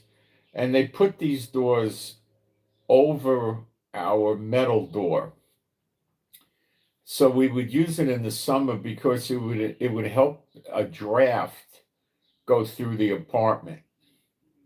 And there was no air conditioners. I don't think anybody in the building back then had an air conditioner. So it would help with the breeze. So my mother got mad at me over something. And I was crying, and she pushed me out of the apartment and shut the door. I don't know why she did it, but she knew where I was in the hallway, and I was out there crying. I didn't have a great childhood, okay? So I'm out there crying, and one of the neighbors comes out, an older lady from across the hall. She comes out, and she doesn't say, "Shut up, you're making a racket, you got your mother mad, you're a rotten kid, now shut up." No. She says, "Come, let me help you. Come in the house. Come on, I'll give you something to drink. Come on." Okay? Now that's when my mother came out and took me back in. So was that, I don't think my mother should have done that. I wouldn't do that to a child. But like I said, I didn't have a great childhood. So but I mean, it wasn't the end of the world. She didn't do anything that bad. She was trying to shake me up. So she put me outside the door, and I didn't go anywhere. I was standing out there in the hallway crying, I don't know what happened. I don't know why I did it, or what. I don't remember anything. But so I didn't have a bad childhood either. I remember a few incidents where, I think my mother did stuff that I don't think she should have done. But I don't know, what happened. But it was a bad way of correcting a child that I certainly wouldn't do. So moving along, you see, the woman came to help. Okay, you're getting punished by your mother. Let me try to help you. Okay, so the nations didn't say, this is why I'm telling you the story, not to rag on my upbringing. The nations weren't saying, gosh, you got in trouble with the Lord. Come, live in our nation. You'll be safe here. You could work. You could raise children. We'll leave you alone. We'll help you. No. I don't want you stinking Jews here. God's finished with you. Get out of my country. Oh, yeah, we're going to keep your house and everything you got, And then sometimes they would just kill them, Why? The Satan bots knew they could kill the Israelites, and the Israelites, God wouldn't punish them for killing the Israelites. Okay.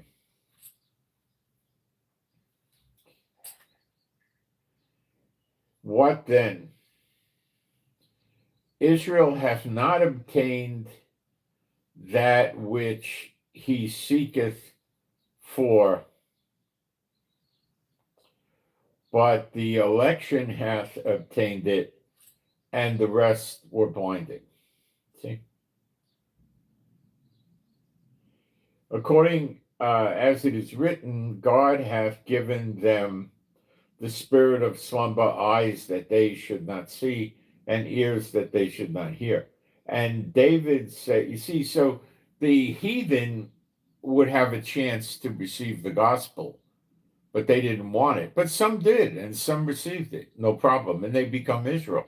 But a lot of the heathen had a chance, and they rejected it. But the Israelites, for the most part, didn't have a chance because their eyes were stopped. Well, their eyes were closed and their ears were stopped up, lest they received the true gospel and there wouldn't be a punishment. Okay?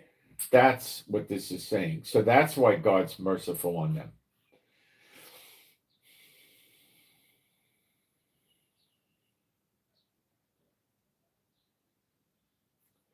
So, and ears that they should not hear even unto this day. And David saith, that's King David, let their table be made a snare and a trap and a stumbling block and a recompense unto them. That means, what do you put on your table? You put your fine china, your crystal goblets, your expensive wine, your fine fruits, your expensive, costly meats, and your expensive silver or gold silverware on a fine silk tablecloth. And, money is what it's saying. Money, wealth, and riches. Back then when this is written, they didn't go out and buy a Cadillac. Okay, so that's all right.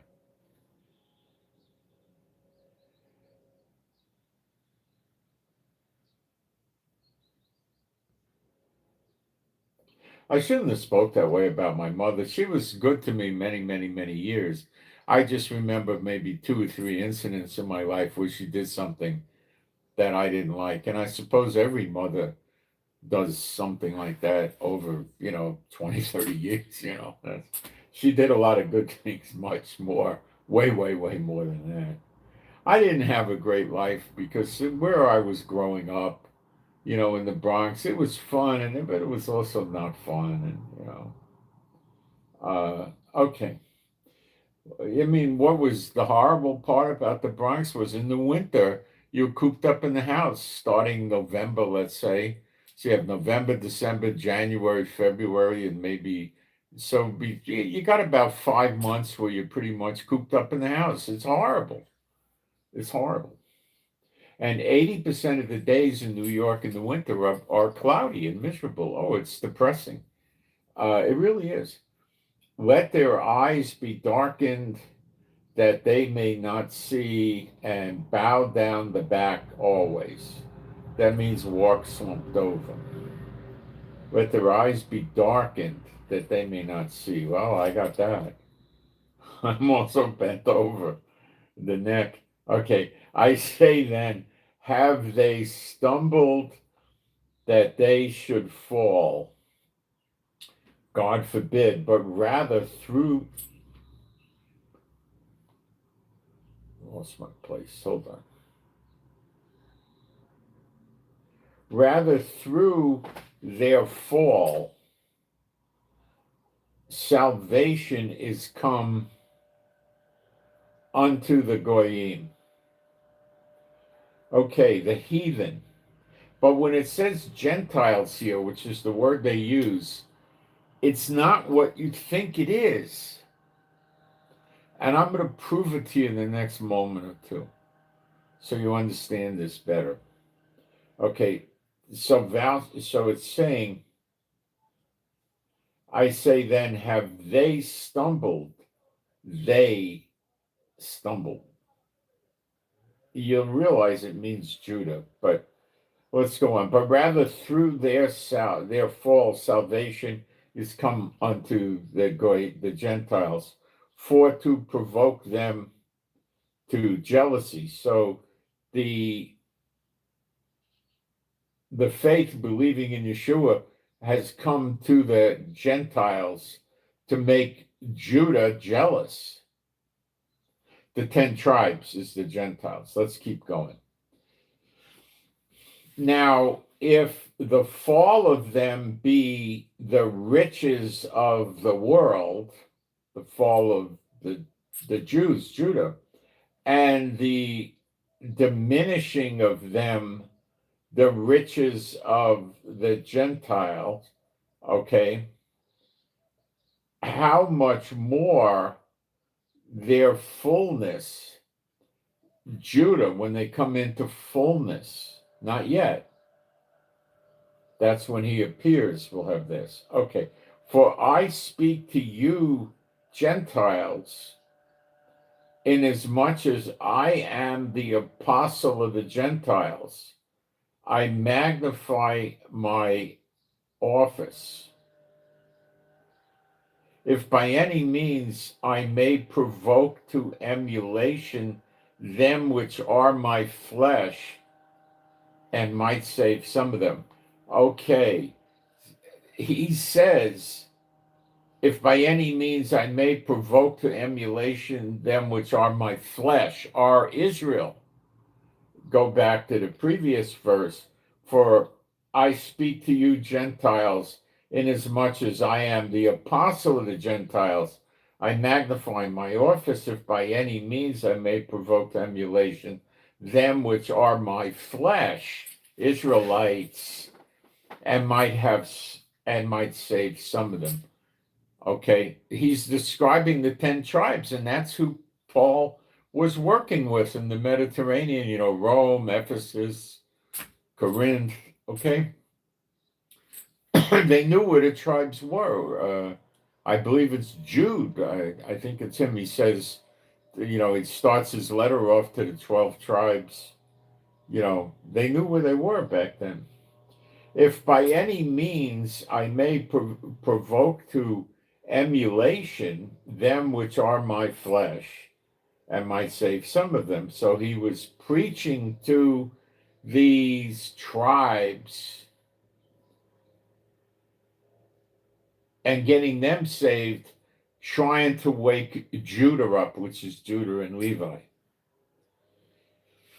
For if the casting away of them be the reconciling of the world, because then the gospel went around the world, what shall the receiving of them be but life from the dead? Now he's giving you a hint that the world misses, and that is the resurrection from the dead of the dry bones in Ezekiel 37, but life from the dead. Okay. For if the first fruits be holy, those are the early Israel, the lump is also holy. And if the root be holy, so also the branches. The root is Yeshua. The lump is Israel in general today. The first fruit were the earlier Israelites that were loyal and faithful to Jehovah and his word. And the branches are the people, the Israelites. And if some of the branches be broken off, and thou being a wild olive tree, the wild olive tree was the 10 tribes, were grafted in among them, the Judah and Levi, the 2 tribes, and with them partakest of the root, Yeshua, and fatness of the olive tree. It's no coincidence that the 2 witnesses are called the 2 olive trees here, but it's not addressing the 2 witnesses here when it says olive tree. Okay. Some not against, boast not against the branches, but if thou boast, thou hearest not the root. You don't bearest the root, but the root bears thee. So you don't sit there and say, look at these jerk Israelites, they didn't make it, but I made it. Oh, like Tarzan, Thou wilt say then, the branches were broken off that I might be grafted in. Well, because of unbelief, they were broken off, and thou standest by faith. Because of unbelief, they were broken off. True. And you standeth by faith. Correct. Be not high-minded, but fear. For if God spared not the natural branches, the 10 tribes, take heed lest, and the others, I guess, that didn't walk in the gospel, take heed lest also he also spare not thee.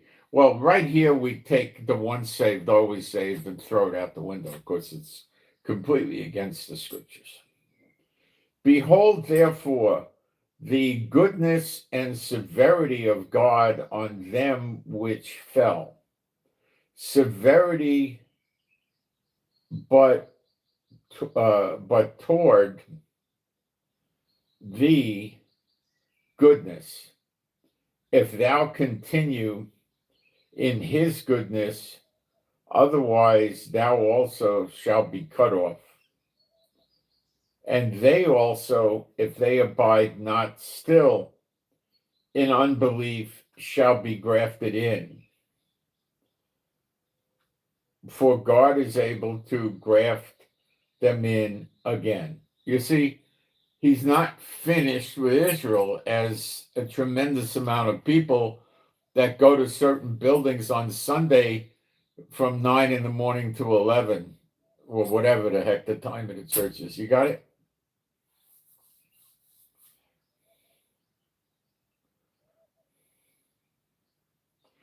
For if thou were cut out of the olive tree, which is wild by nature, and were grafted contrary to nature into a good olive tree, now we can talk about the two witnesses, and boom, it'll open up.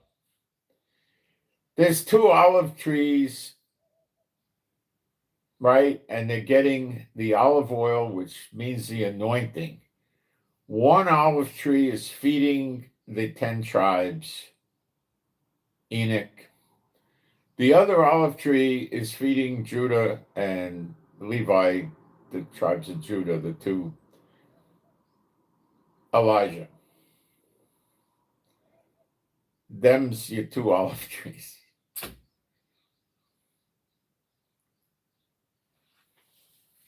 Elijah would have to be a Kohanim to make this work, obviously.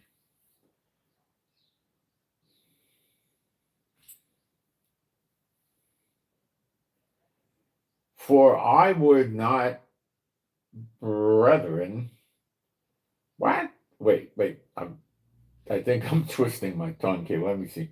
For I would not, brethren, oh, the English is so bad in the King James.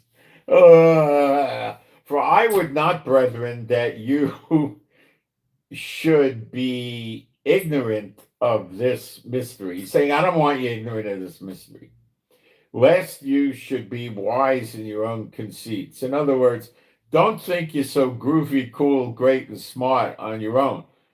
Yeshua said, without me, you can do nothing. Believe that and it'll go far.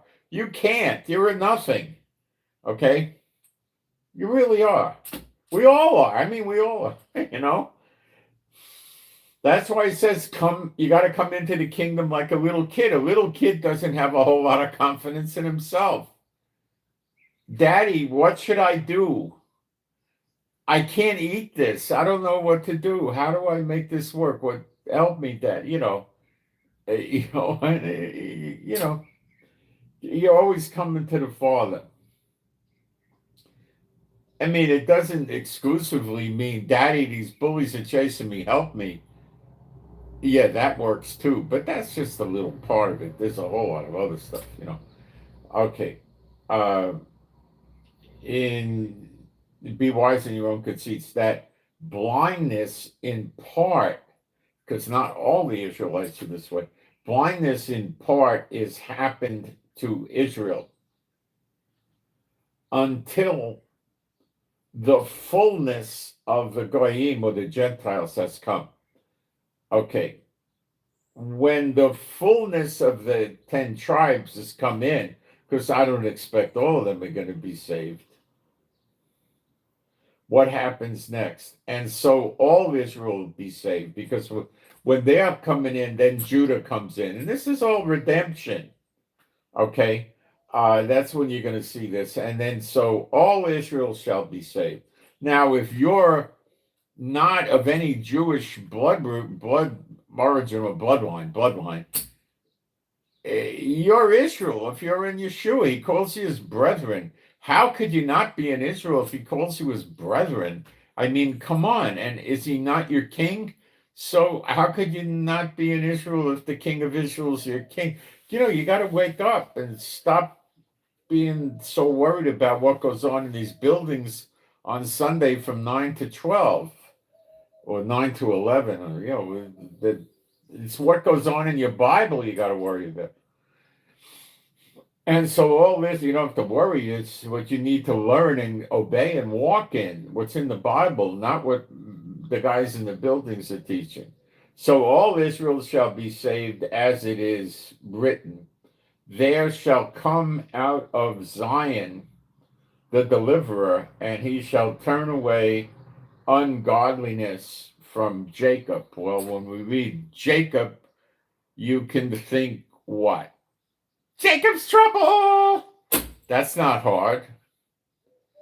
And who is the deliverer that shall turn away ungodliness from Jacob?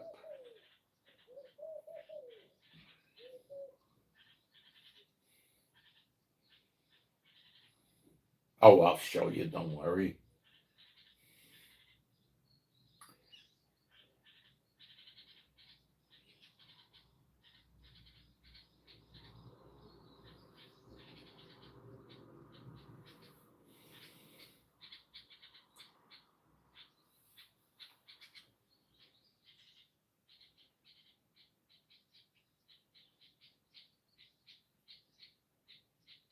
I'm pulling the right verse up.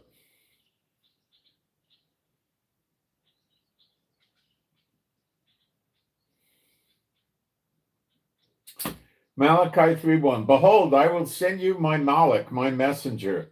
Play of words. Malach is Malachi, messenger. And he shall prepare the way before me. And the Adonai whom you seek, this is the glory of God of Israel, shall suddenly come to his temple, even the messenger of the gospel. Now we're back to Elijah, whom you delight in. They delight in him. They set a place setting for him for the Pesach Seder. They leave the door open.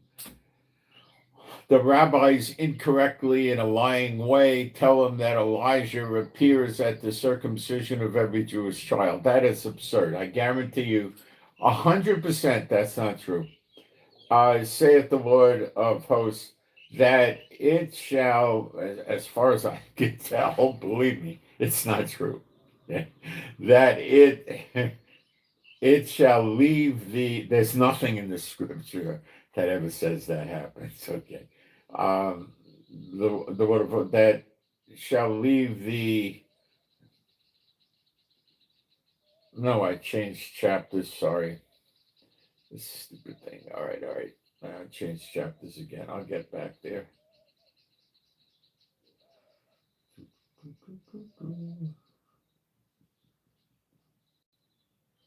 All right, I think I got it. What verse am I?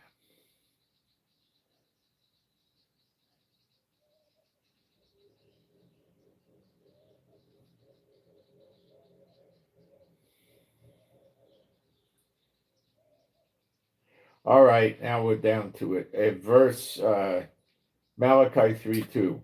But who may abide the day of his coming, and who shall stand when he appeareth? For he is like a refiner's fire, and like a fuller's soap. And he shall sit as a refiner and purifier of silver. And he shall purify the sons of Levi and purge them as gold and silver, that they may offer unto the Lord. Now, the Lord, it says Jehovah, that's the glory of God of Israel, because God put his name in him so he could receive the offerings. And because God put his name Jehovah in there, in him, he can be referred to as Jehovah, obviously. And offering in righteousness. So the deliverer is not him, okay, is not the glory of God of Israel. Okay. It appears that the glory of God of Israel appears suddenly to his temple, which is found in Ezekiel 43. And I believe he's referred to as a reward, a reward again, after Elijah cleans things up and they make the offerings acceptable. It appears the temple is there first, and then he comes. Okay, then shall the offering of Judah and Jerusalem, so the 10 tribes aren't back yet, be pleasant unto the Lord, as in the days of old, as in the former years. Okay, so now let's get back where we was or were.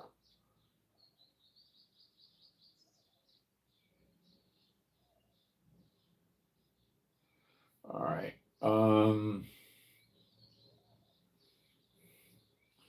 Which was verse 28 in Romans 11. As concerning the gospel, is this? No, I think it's maybe 27. No. Verse 26. And so all Israel shall be saved, as it is written, there shall come out of Zion, that's Israel. So Elijah's in Israel now. Okay, the deliverer, and shall turn away ungodliness from Yaakov. You just read that in Malachi 3.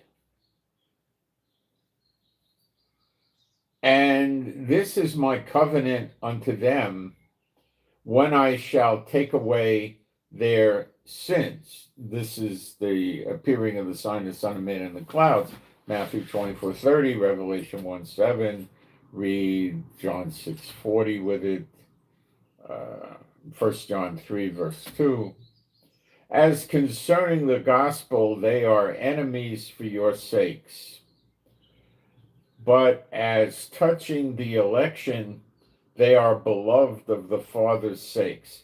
So where does it leave the people that go to these buildings on Sunday, call themselves Christians, and hate Israel, and think that Israel, and teach and talk that Israel is doomed forever, and take action on their hatred towards Israel, and they are beloved for the Father's sake. So they hate what's beloved to the Father. They're in a very bad position. For the gifts and calling of God are without repentance. So he called them and he doesn't uncall them. You got to get that straight. The gifts and calling of God are without repentance. That means he doesn't change his mind.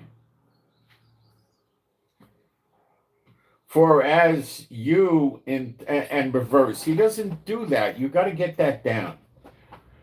For as you in times past have not believed God, we all were that way, right? Yet have now obtained mercy through their unbelief. even so have now he's talking to those from the 10 tribes. Even so have these also now not believed, that through your mercy they also may obtain mercy. So to the Jew first, then the Gentile. So you put that in it, and I make out you guys that got the true gospel are the ones that come first. Maybe you're from the 10 tribes or something, I don't know. Even so have these also now not believed, that through your mercy they also may obtain mercy. So it talks about the 10 tribes given mercy to them. So that's why I talk about you coming to Israel. For God hath, one of the reasons, for God hath concluded them in unbelief, that he might have mercy upon all. So your salvation is not going to be like you're a groovy dude or gal and you do the works just so peachy good. It's going to be you're coming in like a little child and your father gives you the mercy, and that's what gets you there. And Yeshua did the work to get you there. Oh, the depth of the riches, both of wisdom. But what did I say? Oh, the depth of the riches, both of the wisdom and knowledge of God. How unsearchable are his judgments and his ways past finding out. You can't think like him. His IQ, in my opinion, is infinite. It's not 200 or 1000 or 20,000. It's infinite. It's immeasurable. For who hath known the mind of the Lord, or who hath been his counselor? Yeah, you sit there and advise him. Or who hath first given to him, and it shall be recompensed unto him again.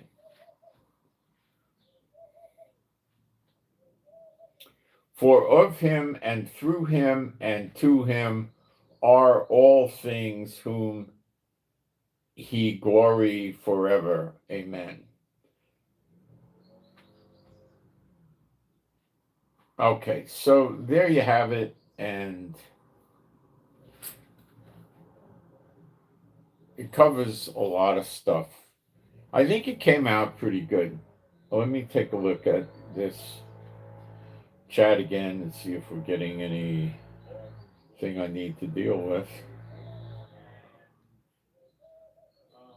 Basically, they don't want anything to change. Everything's the same. We're going to keep getting weapons and kill you all. Just give us a chance, and we'll murder all of you, the whole world. Don't worry.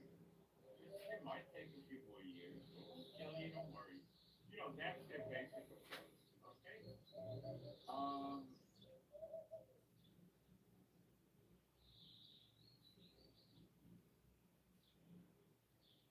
and will Trump accept this? Yeah. So all these things we're looking at, like fulfillment of Jeremiah 49 stuff, is getting us closer and closer to redemption in my book. I think that getting the land back and finishing off these nations that keep trying to kill us, surrounding us, happens in Zechariah 12:6, because you read it there. So we don't do it now. The two witnesses do it. So we don't have to wait for that to get fulfilled. So some people think, oh, it's going to take another few years. Oh, why? No, I don't see that. Now, Yemen may go before, too. That's in Jeremiah 49, higher up in the beginning of the chapter. And the Houthis, could easily get involved in this debacle with Iran also. They just got to start shooting missiles into Saudi Arabia, and now Pakistan will have to attack the Houthis in Yemen with their treaty with Saudi Arabia, and that might be a very bad curtains for the Houthis. The Pakistan is tough. They fight India, which is much bigger than them. So, for them to crush the Houthis and yet to crush Yemen is, I don't know, child's play. Especially if you add the Saudis in, which can give them some support because they got some high tech, weapons and stuff. Not stealth jets, but they got stuff. Okay, so I hope you enjoyed this, and I don't have prayer requests, so I'll give us all the prayer, and we can agree with it. Why not, right? My Heavenly Father Jehovah, I pray for me and my wife and all the true believers in the household that we would have your strength, stamina, and endurance, and we would have your healing and recuperative power flow through us so we would be getting healed all the time from what needs healing. And I pray for our animals and pets and ourselves to be safe and secure and happy, healthy, and whole. And I pray for the peace of Jerusalem, and we don't have any more damage in Israel from attacks with drones, missiles, etc., war attacks. Pray we don't get more damage. And I pray, because we got to rebuild. I'm asking for that. And we pray for a better understanding of the scriptures for ourselves. And I pray for better videos, and I pray for those of us that are in need of a job or employment, find a good job with good pay, a good, comfortable job. And those of us that are in business or need clients and customers, I pray that we find those. And I pray that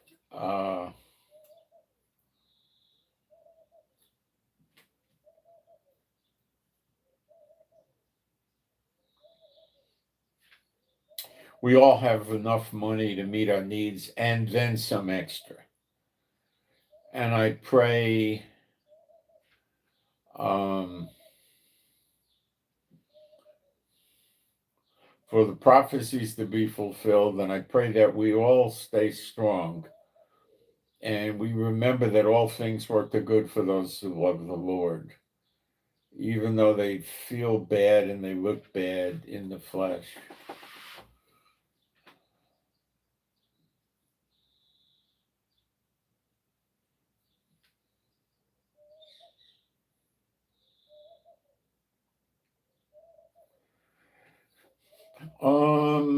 And I pray all this to you, my Heavenly Father, B'Shem Yeshua HaMashiach, and you can agree with this if you're a believer, and it'll make it stronger. Now, some spiritual warfare. And I've been choosing to follow spiritual warfare directed towards us, okay?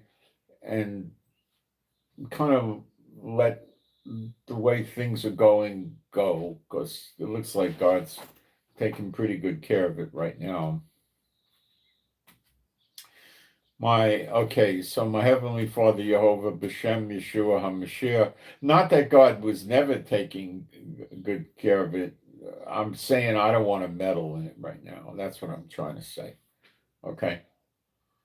We could wind up making things drag out longer, or it's running really good. The train's going down the track really fast. Just kick back and watch. That's what he said. He said, watch, and that's what we'll do. We'll watch. It looks good. I like it. Okay. So let's just watch, but we'll keep the spiritual warfare going for ourselves, protect ourselves. Okay. My Heavenly Father, B'Shem Yeshua HaMashiach, I pray. I'm sorry, B'Shem Yeshua HaMashiach, my Heavenly Father Jehovah, I loose off of me and my wife and all the true believers and their households and families and our households and families. We loose any witchcraft, sorcery, aim directed at targeting us. It's all cast null and void for all time, never to return. It's worthless. B'Shem Yeshua HaMashiach. And regarding ourselves and our families that may not live with us or may live with us, I command all you unclean spirits to depart from all these people and these families immediately, never to return again. B'Shem Yeshua HaMashiach. And you can agree with this too. Some of us might have families that are, this way, or something's wrong, okay. They're not necessarily in your household anymore. They live 1,000 miles away or something.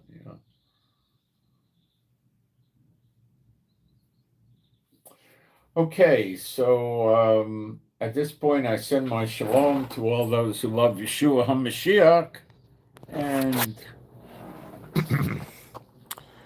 I'm out.